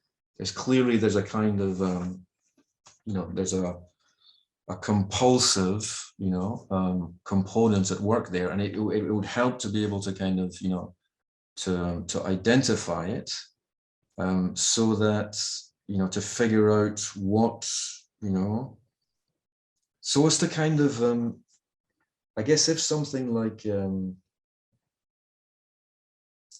know, to know what kinds of, you know, what emotions, what emotions, what kinds of emotions might actually be relevant, could be, you know, could be intelligently processed in order to give rise to action.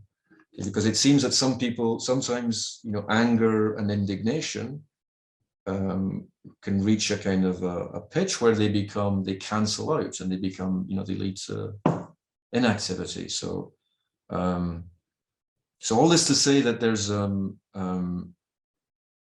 yeah, there has to be, it's too easy to simply say that kind of, you know, interruption, negation is possible all the time at every moment. It's not, and understanding why it's not is the only hope of, you know, negating that negation, or understanding what prevents or obstructs the you know, the activation of negation, or the spur to practical negation. So yeah, that's a kind of vague answer to your question, but it's really, I mean, the truth is, I don't think anyone really, you know, in the wake of the collapse of these kind of the classic programmatist kind of models, you know, that after the kind of the demise of classical programmatism, then there's a kind of, you know, the alternatives we've seen have, you know, don't seem to be, well, yeah, the question is whether they are any more effective, you know, than, and I think that's, but you know, that the answers to a question like that, people who are actively engaged, I mean, the answers to questions like this are not, can be, you know, I'm not in a position to give them. They're not theoretical, abstract, speculative questions. They're questions that really can only be kind of answered by through concrete analysis. You know, so people kind of, you know, describing, you know, what they're trying to do and why it's not working and what else might work. You know, so yeah. Okay, great. Thank you, Ray.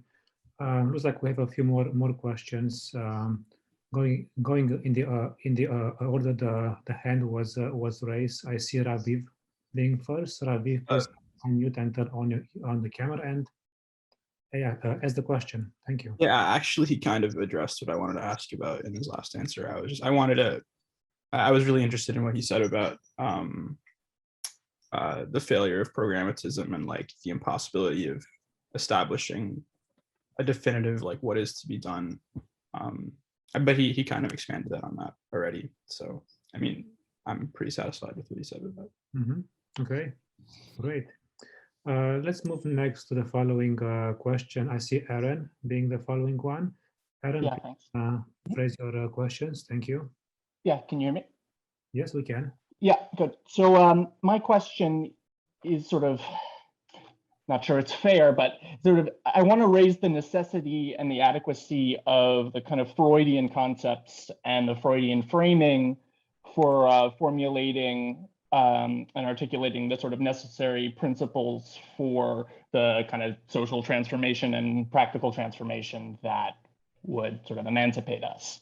And it seems to me like the issue here and what Freud captures is the sort of entanglement of rational necessity and causal necessity in concepts of progress and in, I guess, in Adorno's framing, in instrumental reason.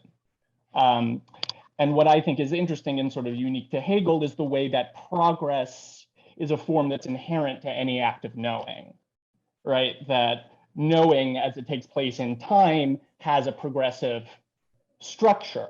And especially if we think of sort of philosophical enlightenment as a collective social practice, conceived as science and as Wissenschaft, rather than as an individual process of trying to achieve enlightenment.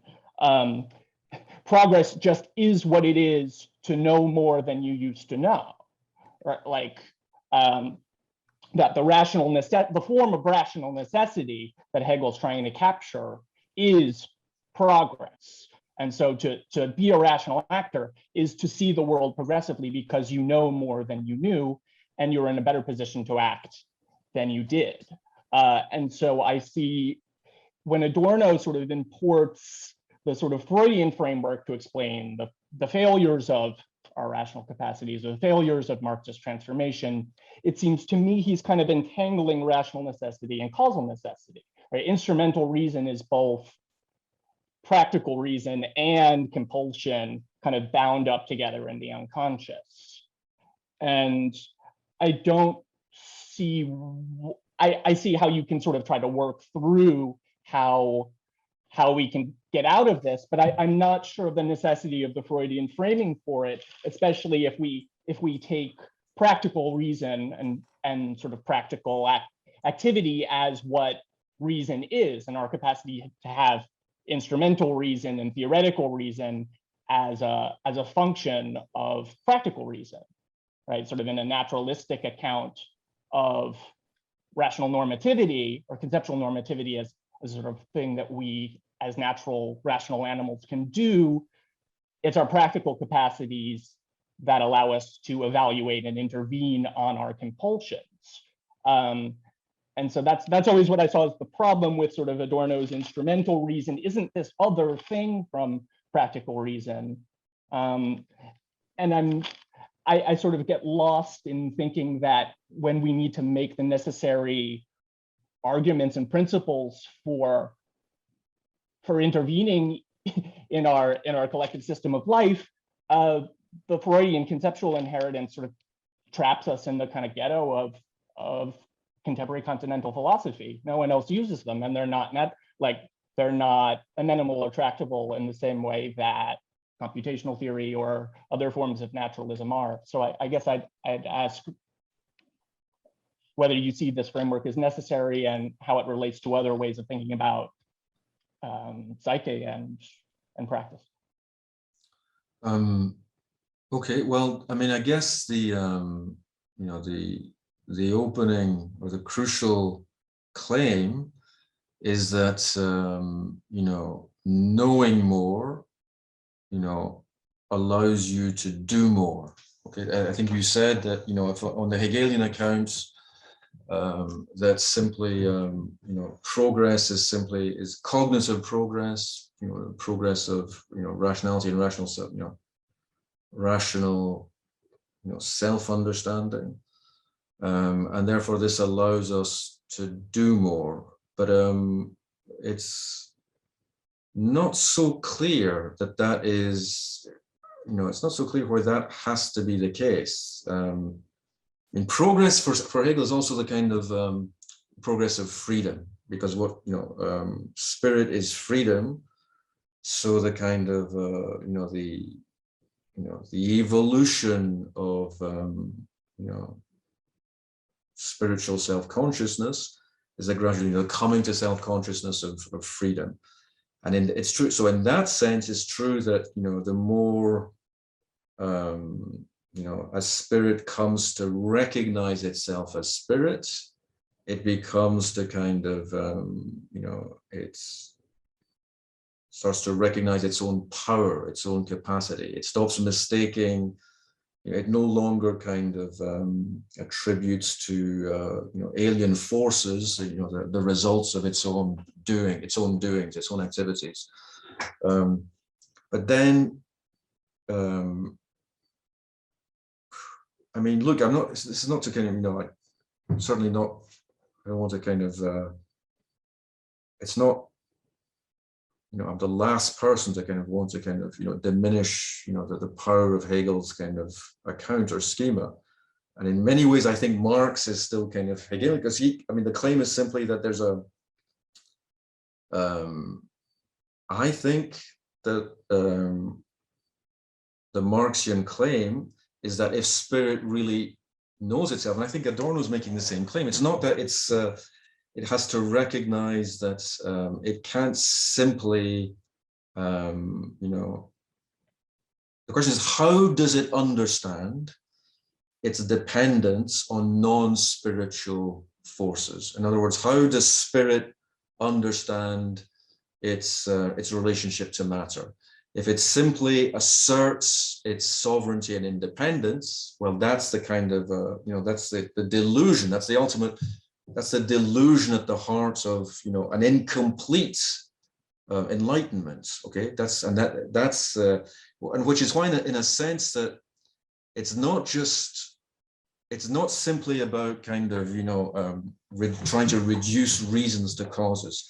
It's that the kind of the articulation of reasons and causes is complex, especially when it comes to precisely to the realm of spirits, in that human beings. The claim is that rational agency and spiritual self-consciousness is also shaped by material causal factors which have been unrecognized or which have gone unidentified, and by recognizing them, and that's what liberates spirit from frees it from its thrall to instrumental rationality.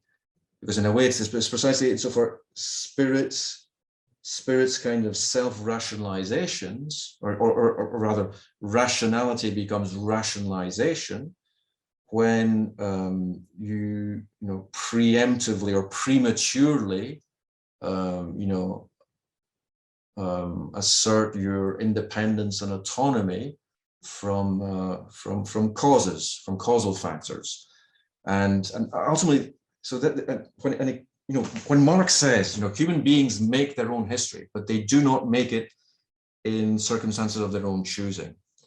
There's a dialectic of subject and object. There's, in what Marx is saying is that human beings produce, human beings are agents, and they're, you know, but they are incomplete, they're imperfectly rational agents, and what they want, you know, and what they, you know, the reasons they have for, you know, for doing things and for, you know, transforming the world,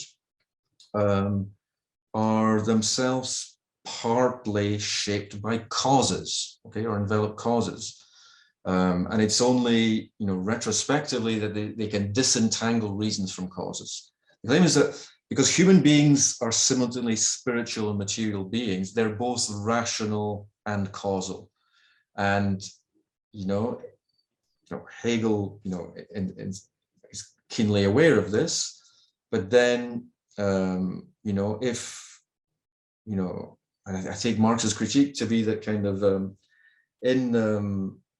there's a sense in which in rationalizing the institutions of, you know, bourgeois civil society, you know, he failed to kind of, you know, he imperfectly or incompletely, you know, he failed to live up to the kind of you know, the demand of sorry, you know, which is to say, to understand how, you know, Hegel criticizes, you know, Kantian autonomy. Okay, he says that the point is to kind of, you know, overcome the opposition between heteronomy and autonomy. Okay, but the claim that the opposition between heteronomy and autonomy can be overcome, you know, through the resources of spirit and the resources of a, you know, historically specific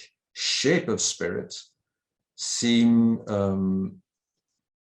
actually ends up, you know, resubordinating spirit to, you know, a disavowed, you know, heteronomy, or a disavowed dimension of causation.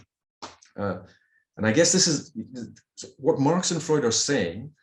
It's not that human beings are the hapless puppets of libidinal and historical forces, but simply that, you know, we need to factor in the influence of these libidinal and historical forces in order to free ourselves from them, because there was this something we had failed to recognize. So it's, in a way, it's perfectly consonant with Hegelian enlightenment, with, you know, enlarging the scope of spiritual self-consciousness, but precisely by not preemptively kind of, you know, absolutizing the sovereignty of spirit or the independence of spirit.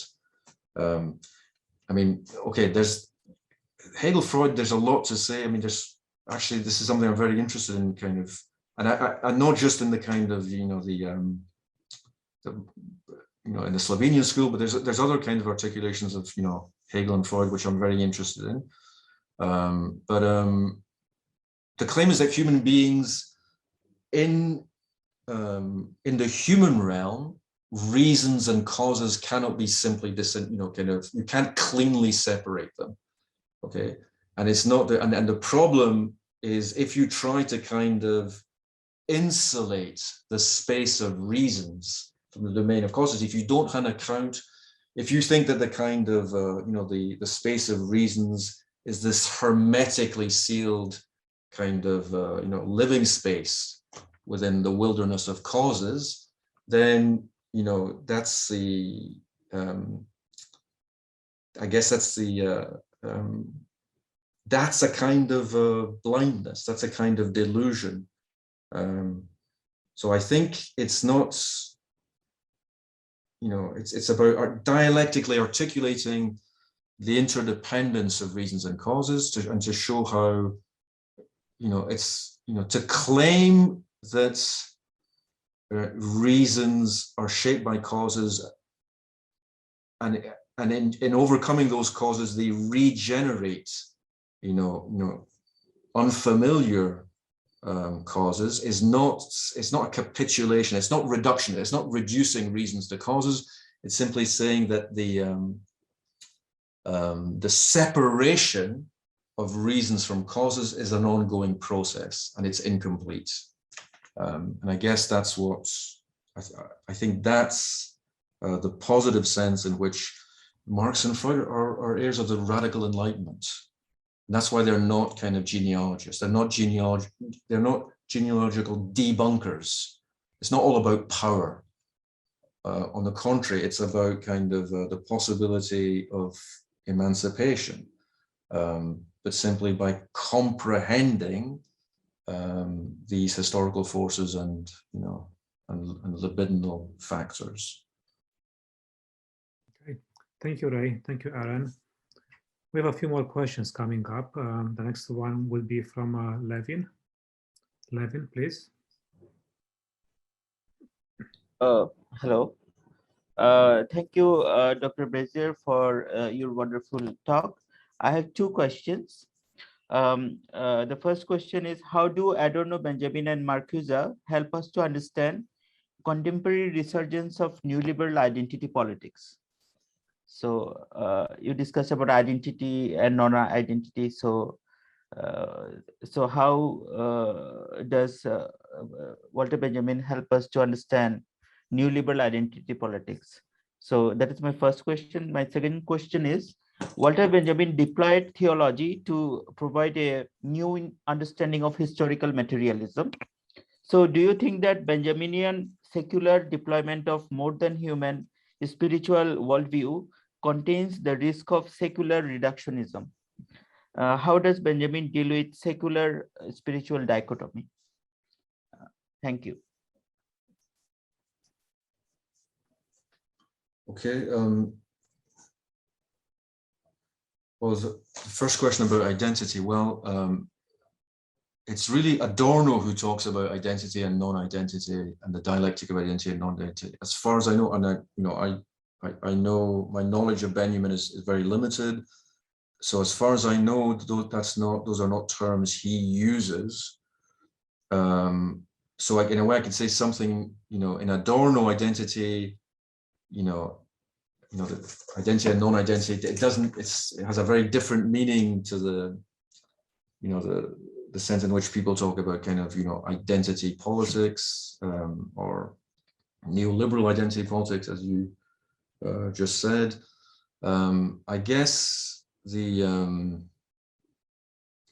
for Adorno, it's much broad. It's simply that, conceptual determination involves identification. So reason can't do without, identity. To conceptualize is to identify.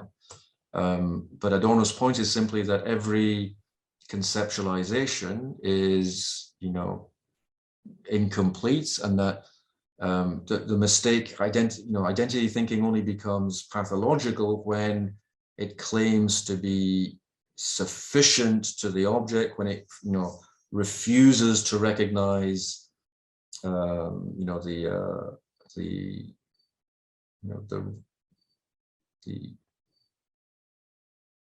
guess what the discrepancy between its identification of the object and all the characteristics of the object, or it assumes that the concept is perfectly adequate to the object, and that's what Adorno kind of is criticizing. Now, so identity politics is something different. I mean, it means claiming, it means constructing a kind of, a political agenda on the basis of some, an identity which is, I guess, can take many shapes and forms. I think there's a lot of look. I mean, I think there's two kinds of identity politics. Okay, there's neoliberal identity politics, in which marginalized people who have been marginalized and oppressed and excluded, rightly kind of proclaim their rights, want to kind of fight back against their kind of marginalization, and use whatever pejorative identification has been used to kind of to denigrate and oppress them. They reclaim and try to to use as a kind of as a positive self-identification. Unfortunately, in a capitalist society, those forms of of positive self-identification by marginalized and oppressed groups were kind of gradually came to be cynically kind of instrumentalized and exploited by by capitalist institutions, when they saw a way, they kind of they saw a way of driving a wedge in between say the politics of identity and the politics of class, because in a way that the classic stories of identity politics emerges in the wake of the failures, of the perceived failures of class politics. So the gender, race, sexuality, which were ignored or disregarded by kind of a certain form of class politics in the in the 20th century, are gradually kind of come to the forefront in the 1960s, 70s, 80s, and up to today. But originally, those politics were not incompatible, were not seen as antagonistic to class politics. They were seen as a supplement to class politics, which is why there's a good sense, I think there's a very positive legacy, or there's a good identity politics, a perfectly legitimate identity politics. And it only becomes,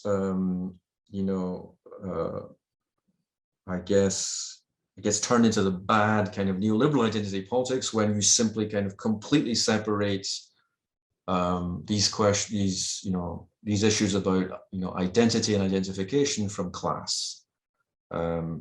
Now it's true that some people deliberately, some liberals are particularly keen to seize upon identitarian categories and to brandish them against class, and to kind of use this, to claim that Marxists are entirely kind of insensitive or indifferent to oppression based on race, gender or sexuality. But historically, this is, that's kind of a caricature. It's not, it's simply false. Marxists, there's, anti-racism struggles, like, the Communist Party in the American South, I think it's simply a lie to claim that kind of, Marxists were never interested in, race, gender, or sexuality. It's true that, they were, I guess there was a kind of a certain, an orthodoxy that belittled the significance of these categories, but I think that that's no longer the case now, or at least, I hope it's not. So that I think that the claim that class, precludes, any kind of struggle on the basis of, race, gender, or sexuality is just false, and it's just unfounded. So I guess I just think it's also important to say, yeah, whose identity politics are you talking about? So there's corporate identity politics, which is obviously kind of, completely cynical and risible. And then there's people, whose lives have been made almost impossible by, all sorts of like horrible forms of oppression. And those people, are trying to, just trying to kind of, to be allowed to live, you know, and to enjoy the freedoms that that others, you know, that I guess that, you know, that the majority of the population enjoys. But the key is to understand that those freedoms can't be achieved independently of class, I guess. That the class, you can never separate. If you're talking about oppression, class can't be, you know, factored out of the, you know, the mechanism of oppression. So that's why if you're rich, you know, if you're rich and, but you know, it doesn't matter if you're, you know, what your identity is, so long as you're rich, you're going to be fine. Whereas if you're poor and, you know, belong to one of these marginalized identities, your life is going to be kind of, you know, even more horrible than normal. So yeah, that's you know, really all I would say about that. Okay, thank you, Ray. Thank you, Levin. I see Nicholas. Nicholas, please.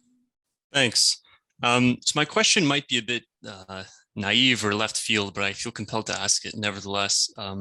So there seems to me to be some kind of intimation in this paper, if I'm not being presumptuous, that what you refer to as a revolutionary interruption may take the shape of something like an enactment or an activation of, like, let's say Badiou's communist hypothesis as a way of breaking the kind of circuit that repeats domination through the self-undermining domination of domination and so on. And I'm wondering if this is an accurate characterization. And I guess maybe I'll leave it at that and just rephrase it. Like, in other words, do you think that Badiou's political project, vis-a-vis specifically his idea of like the rebirth of history, the opening up of history, addresses some of the challenges posed by things like the entwinement of basic and surplus repression and so on? And if not, where might its inadequacy lie? And maybe even what might Badiou be overlooking or overestimating when his thought is applied to the kind of problematic of the antinomies of progress? Thank you. It's a very good question, very interesting question. Okay, it's clear, I think, that Badiou's whole theory of the event is generated, you know, as a response to the, you know, the perceived failures of programmatic Marxism. The claim that, you know, the class struggle, you know, the claim that, you know, you need to identify what phase of the struggle, what historical phase of the struggle we find ourselves in to be able to kind of determine what to do. And obviously the kind of the French Communist Party kind of, you know, miserable kind of embarrassment in May 68 is like, you know, what he has in mind, okay? So the claim is that the event is precisely kind of something that is not programmed by history. It's precisely kind of, it's indiscernible from, you know, the vantage of the state of the situation, the state of the historical situation, any kind of, you know, allegedly historical representation of what is and is not possible now. So the attempt, you know, the account of the event is an attempt to salvage possibility, you know, to salvage a kind of, you know, a potentiality that is not, you know, representable, that is not kind of commensurate with what is known about the situation. So a situation includes more than it presents. So in any situation, there's a, you know, the task is to look for the trace, you know, some kind of, you know, the site for a potential, you know, eruption. Kind of. So it's clear what the political motivation for Badiou's account is clear. And I think, and also in that sense, what is genuinely kind of admirable about Badiou's account is the way in which he was trying to, you know, salvage the possibility of revolutionary politics once all these, in the wake of the, you know, the perceived collapse of the militant working class. Okay, so I think those are all, and those are, all positive and kind of admirable aspects of Badiou's account. So in Badiou, the event is not kind of, what's interesting in Badiou, there's a kind of cognitive discipline, even though the event is precisely kind of what is, subtracted from knowledge. It's not kind of recognizable within the encyclopedia of the situation, but there's a kind of discipline. You need to be able to tell the difference between an evental site and the element of a situation, to be able to know whether an intervention is necessary. The other interesting thing in Badiou is that an event is precisely not something present. It's not something kind of, it's not representable, but neither is it's not of the order of knowledge. So it's not present at hand in Heidegger's sense, but nor is it of the order of lived experience. It's not about like how excited you are by something. It involves a kind of, there's a cognitive discipline in deciding whether or not something has taken place, and it's retroactive. So all the examples that he gives are retroactive. So that's why, but the limitations of,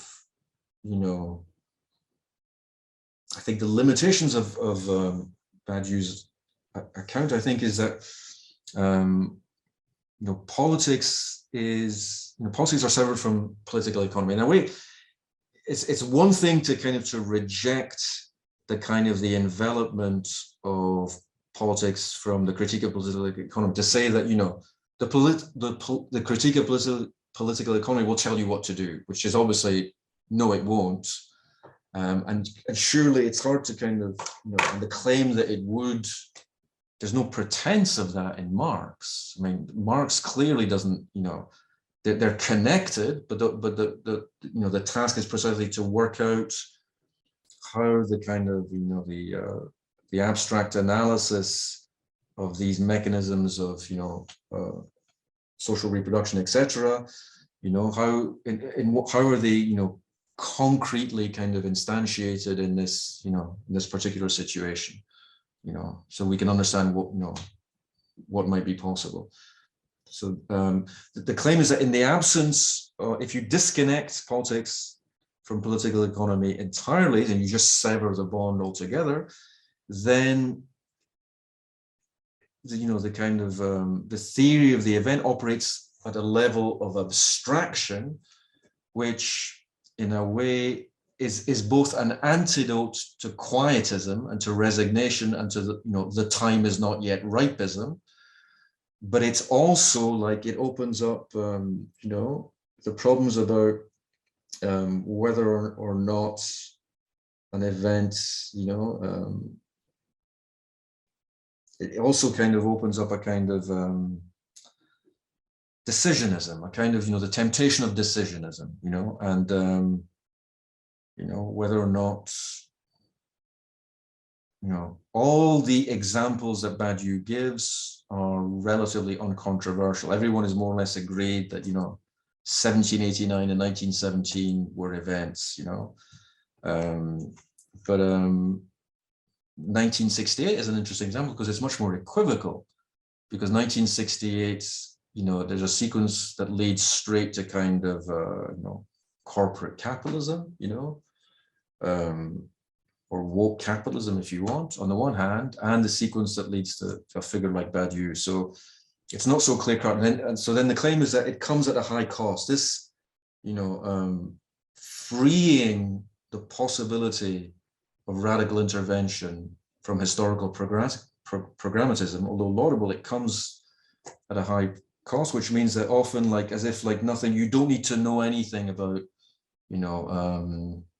what's happening, about the state of the economy to figure out, what can and can't be done. And so, but I always find, however, I find Badiou's analysis of political sequences and, situations actually interesting precisely because they don't require the the heavy machinery of his theory. Like, so when he's writing about the rebirth of history, actually there's very little of it. He doesn't, his theory of the event or his, the philosophical machinery is really unnecessary.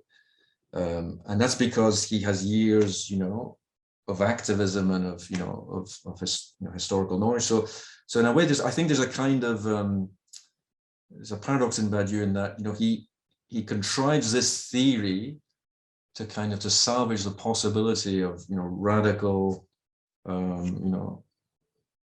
improvisable intervention. But actually, in his own analyses of what, for instance, his analyses of things like, the yellow vests in France, which was very controversial. He really pissed a lot of people off for that, but it's very concrete. Like, he's saying that this is what everyone proclaims as a virtue of this social movement, i.e. that the kind of the fact that it seems to be an indiscriminate combination of right and left, of patriotism and anarchism and everything in between. He thinks, no, that's a great weakness. That's why it's not going to kind of, lead to anything. And time will tell whether or not he's right. But yeah, so I think, but anyway, that diagnosis is entirely independent of his philosophical machinery. So, but I think that, it is necessary at some point to it just enriches your analytical resources for, investigating a situation. If some understanding of class dynamics seems to be kind of indispensable. So, yeah, thanks for the question. Yes, thank you, Nicolas and Ray.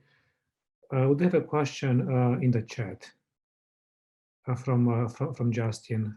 Ray, I'm wondering if you see it, if you want me to read it, or from the chat. It's easily up to you. Let me see if I can see it. Yes, okay, yes, I can see it. So I'll read the question. I appreciate the conceptual untangling to bring us to a space of more subtle analysis. My question is, how does liberation, even conceived as a process, operate for you? And how does liberation operate when there are many challenges to it having a stable, transcendent basis outside the turns of history? Is your idea of liberation in the register of pragmatic ramification of possible futures?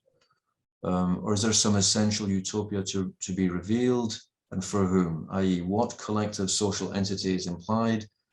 Is there an organismic basis from history, or is there an organismic bias from history of the human as the lone or important actor blinding us to future hybridity of subjects?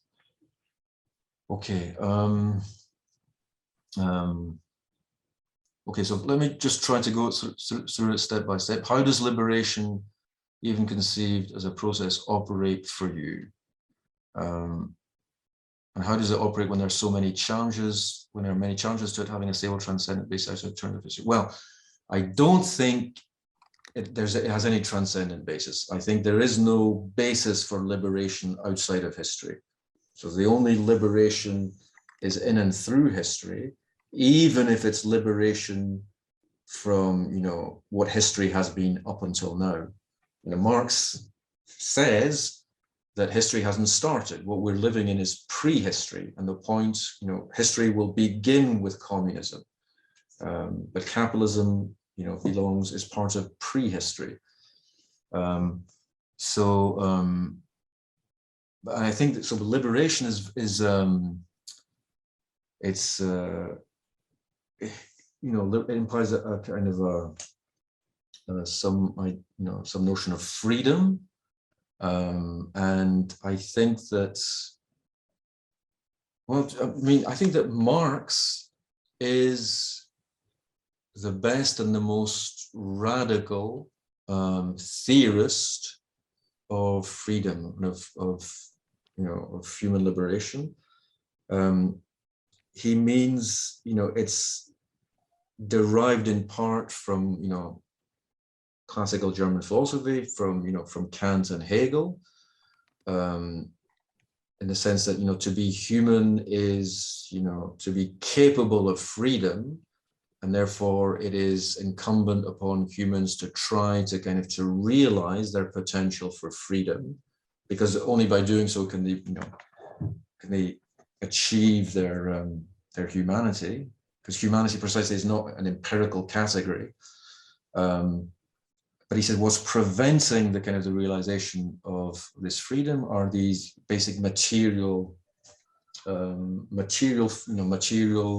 relations, the way in which we have organized our current society. And in that regard, it's, what prevents us from being free is ourselves. Okay, we are the ones who are obstructing our own capacity for freedom.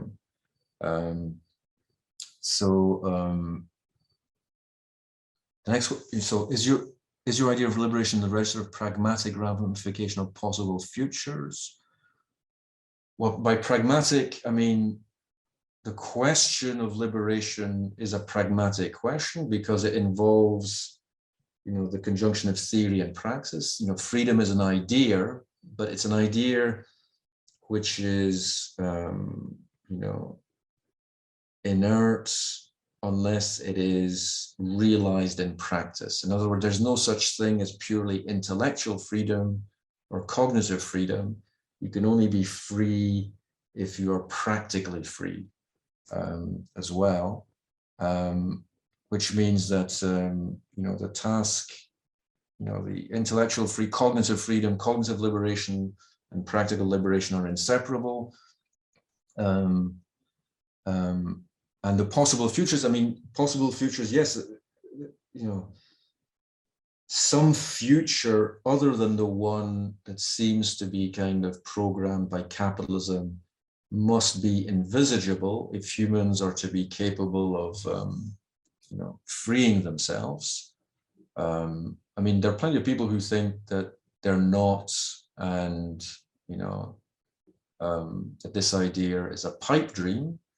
So, I realize that, there are plenty of people who deny the possibility of freedom in this sense, and therefore who think that it's not, it's a delusion to think that human beings, can construct a future for themselves, without capitalism.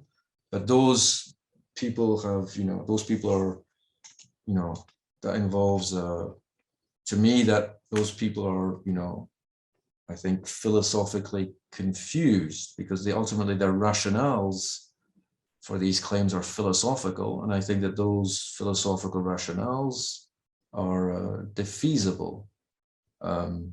So that's why these possible futures, these other possible futures, are both, cognitively and practically, necessary. But it's not just, there has to be a there isn't just one that's programmed by the present, but there are some obviously that we should strive to realize. And, we know all the ones that we don't want to be realized, so we should try to, invest all our energies in realizing the ones that are worth having. And you say, is there some essential utopia to be revealed? No, there's no essential utopia. There's simply the idea that, the way the world is right now, it doesn't have to be this way. Okay, the way the world is right now is not. It's not programmed by a divinity, whether that divinity be a traditional deity, or whether it be some more, I guess, some more exotic material force, and for whom it's for anyone who's oppressed and dominated. And it seems to me that, it's becoming the people who, I don't think it's very kind of the claim that there's something very, very wrong with the way the world is right now doesn't seem to require, a lengthy kind of philosophical rationale. I mean, even the people who think that there's nothing to be done about it wouldn't deny that there is something very wrong with the way the world is. So the question is really whether we can or can't do something about it. And for whom I think it's for the majority of humankind, because it's becoming increasingly impossible just to live in this, current, condition. And what collective social entity is implied? Well, first of all, it's not clear. It's not, some form of collective social, entity is necessary. What form it'll take is open to, to debate, and that's precisely what has to be worked out. Okay, for Marx, it's the commune, and the commune is the necessary, collective social entity that's required for the transition towards communism. It's not yet communist. I think that's important. A lot, I think some people seem to think that the commune is already communistic, and I don't think so. I think it's merely the first form of collective self-organization which facilitates the transition to communism. And finally, is there an organismic bias from history of the human as alone or important actor binding us to future hybridity of subjects? Well, okay, you could say that, well, look, what's really interesting about the Adorno claim is that precisely humanity doesn't yet exist, okay? So all these claims about the privileging of the human assume that the human already exists and that there's some kind of, selection, but, in a way, the claim,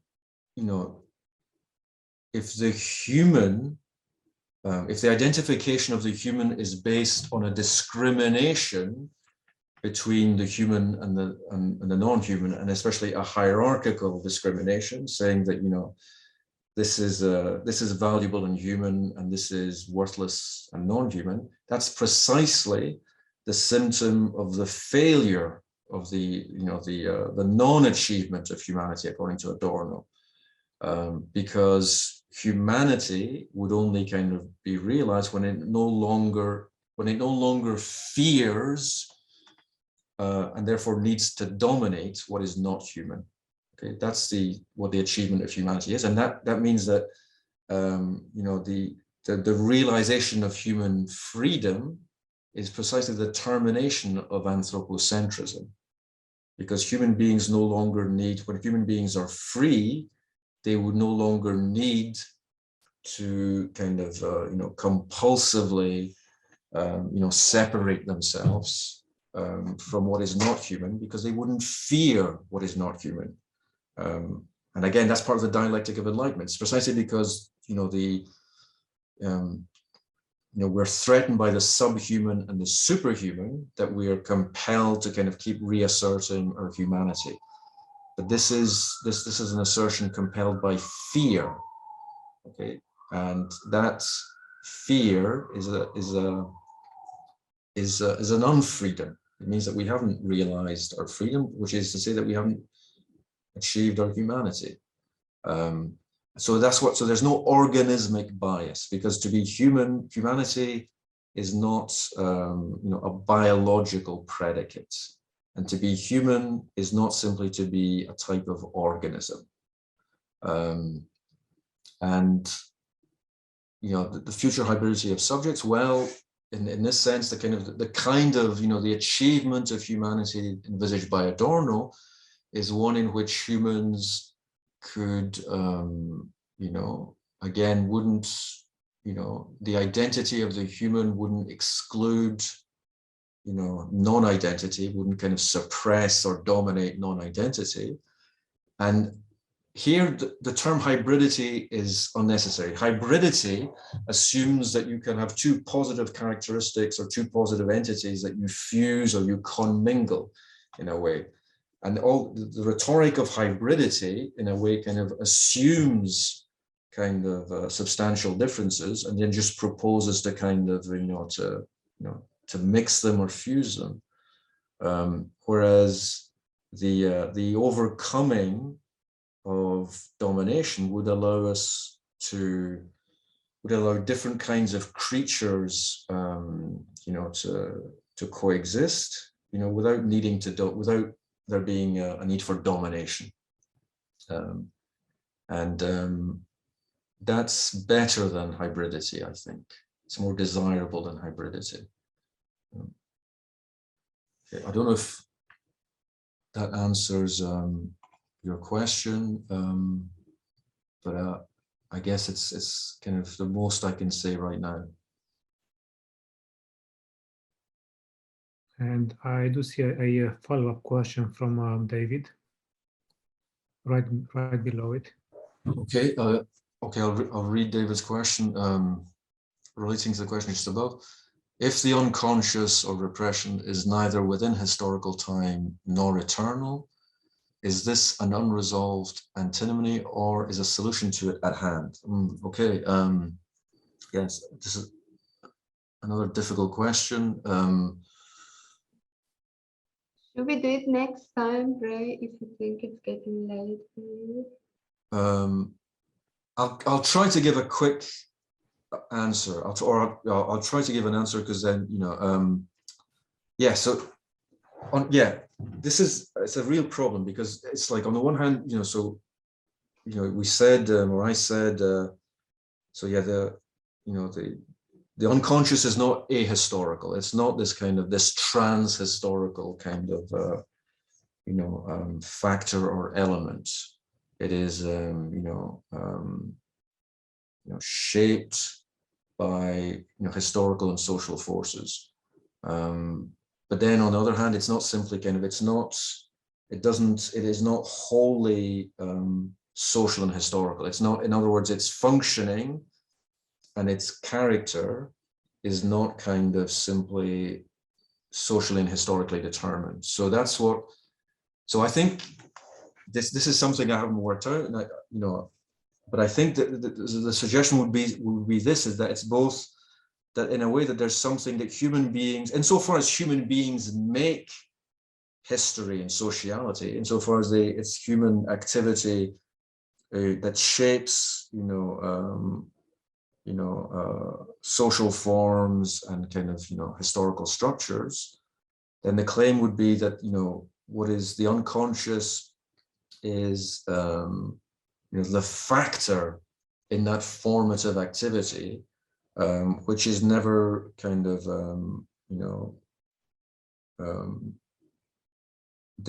which is not perceptible, or which is not accessible to those human agents themselves, but it's also,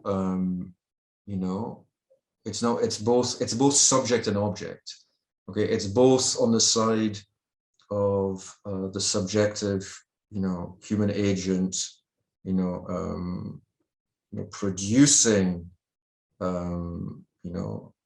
historical or social form, but it's also then, on the side of those forms, it becomes in a way sedimented in those forms, and it acts back upon the subject. So I guess the idea is that it's like it's a stratum of it's a kind of it's a stratum which is sedimented within the social and historical stream, but doesn't flow smoothly within it, and actually kind of can also kind of generates kind of substantial or kind of structures. It's not just the kind of the silt along the riverbed. It also kind of forms and generates these kinds of submarine kind of structures which shape the current, which shape the flow of the river. Okay, that's very metaphorical, but that's so yeah, it's you know, I don't have a solution at hand, but I think that this is definitely something that has, I think Marcuse is absolutely right to try to kind of overcome the antinomy and try to kind of articulate the unconscious and history. But then, and I think that's really one of the most admirable aspects of his work. It's just, but I guess the only thing would be that he has too positive a conception of the drive. I think desubstantializing the drive is the key factor. And here I think that Marx is necessary, because in a way, if you simply insist that the drive is what articulates nature and culture and leave it at that, then you once again, you remove the drive from, you know, you dehistoricize the drive. So I think you have to give an account of, you know, Marx's account of social forms is also kind of an account of the shaping of the drive. So that's why I think that Marx has to kind of be used to supplement Freud. But obviously, beyond that kind of, you know, gesture, I mean, I don't, how exactly to do it is very, though Samo Tomczyk's work is very instructive in this regard, The Capitalist Unconscious. I think his work is really incredibly important. So that would be the place to, you know, one of the places to start looking.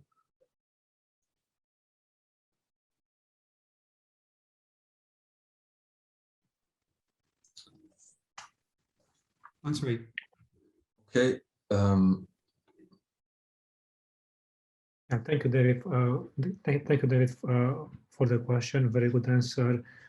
Now, this was a good 3-hour session. Maybe it's time to wrap it up, unless, Ray, you want to go more than this. It's really up to you. I wouldn't mind calling a halt here. That would be a good place to stop, I think. Yeah, that's probably fair. Definitely was a good 3-hour session, so it's a bit time to stop and resume next week. Just a few notes to close the session. We're going to have some recordings posted on Instagram and also on YouTube. This was the first out of 2 sessions with Ray. The second one will be next week, same time and place. They will be called Reproduction, Presupposition and Struggle, Pierre Dardot and Christian Laval on Marx to Logics. I'm going to post the link in the chat. That's how you can find more information on the session and the Zoom link. Now, one question for Ray. I'm hearing that the readings are not English. So Ray, can you point us to the right place to find them? Well, okay. So next week I'll be discussing a book by Pierre Dardot and Christian Laval, who are a philosopher and a sociologist, and their book is called Marx Prénom Karl. Is not available in English, although some of their other books, some of their other kind of books have been translated into English, but this book hasn't. And also, I haven't been able to find a PDF of it. However, I mean, it's not. I mean, I'm just going to introduce their basic ideas or their, you know, the claims of theirs, which I find most interesting. So I'll just kind of really try to introduce their, you know, their you know, their analysis, and yeah. So it's not. I hope, you know, it's not really strictly necessary that people kind of read it. Although I see someone here, someone has done a you know, Even says I did a DeepL translation, which is great. I mean, yeah, I didn't know if someone has been able to translate it. I mean, it's a huge book. It's 700 pages. So, but I'm just going to focus on, like, you know, certain key sections of it. So. For now, looks like it's exactly 3 hours since we started, so probably it's time to wrap up the session for today. So again, thank you, Ray, for a very good session. Okay. Thank you for hosting. Yeah. Thank you. Thanks. So much. Thanks, Sepideh. Thanks. Okay. Well, yeah. Good night, or good morning, wherever. If you're in America. Okay, so I'll see you next week.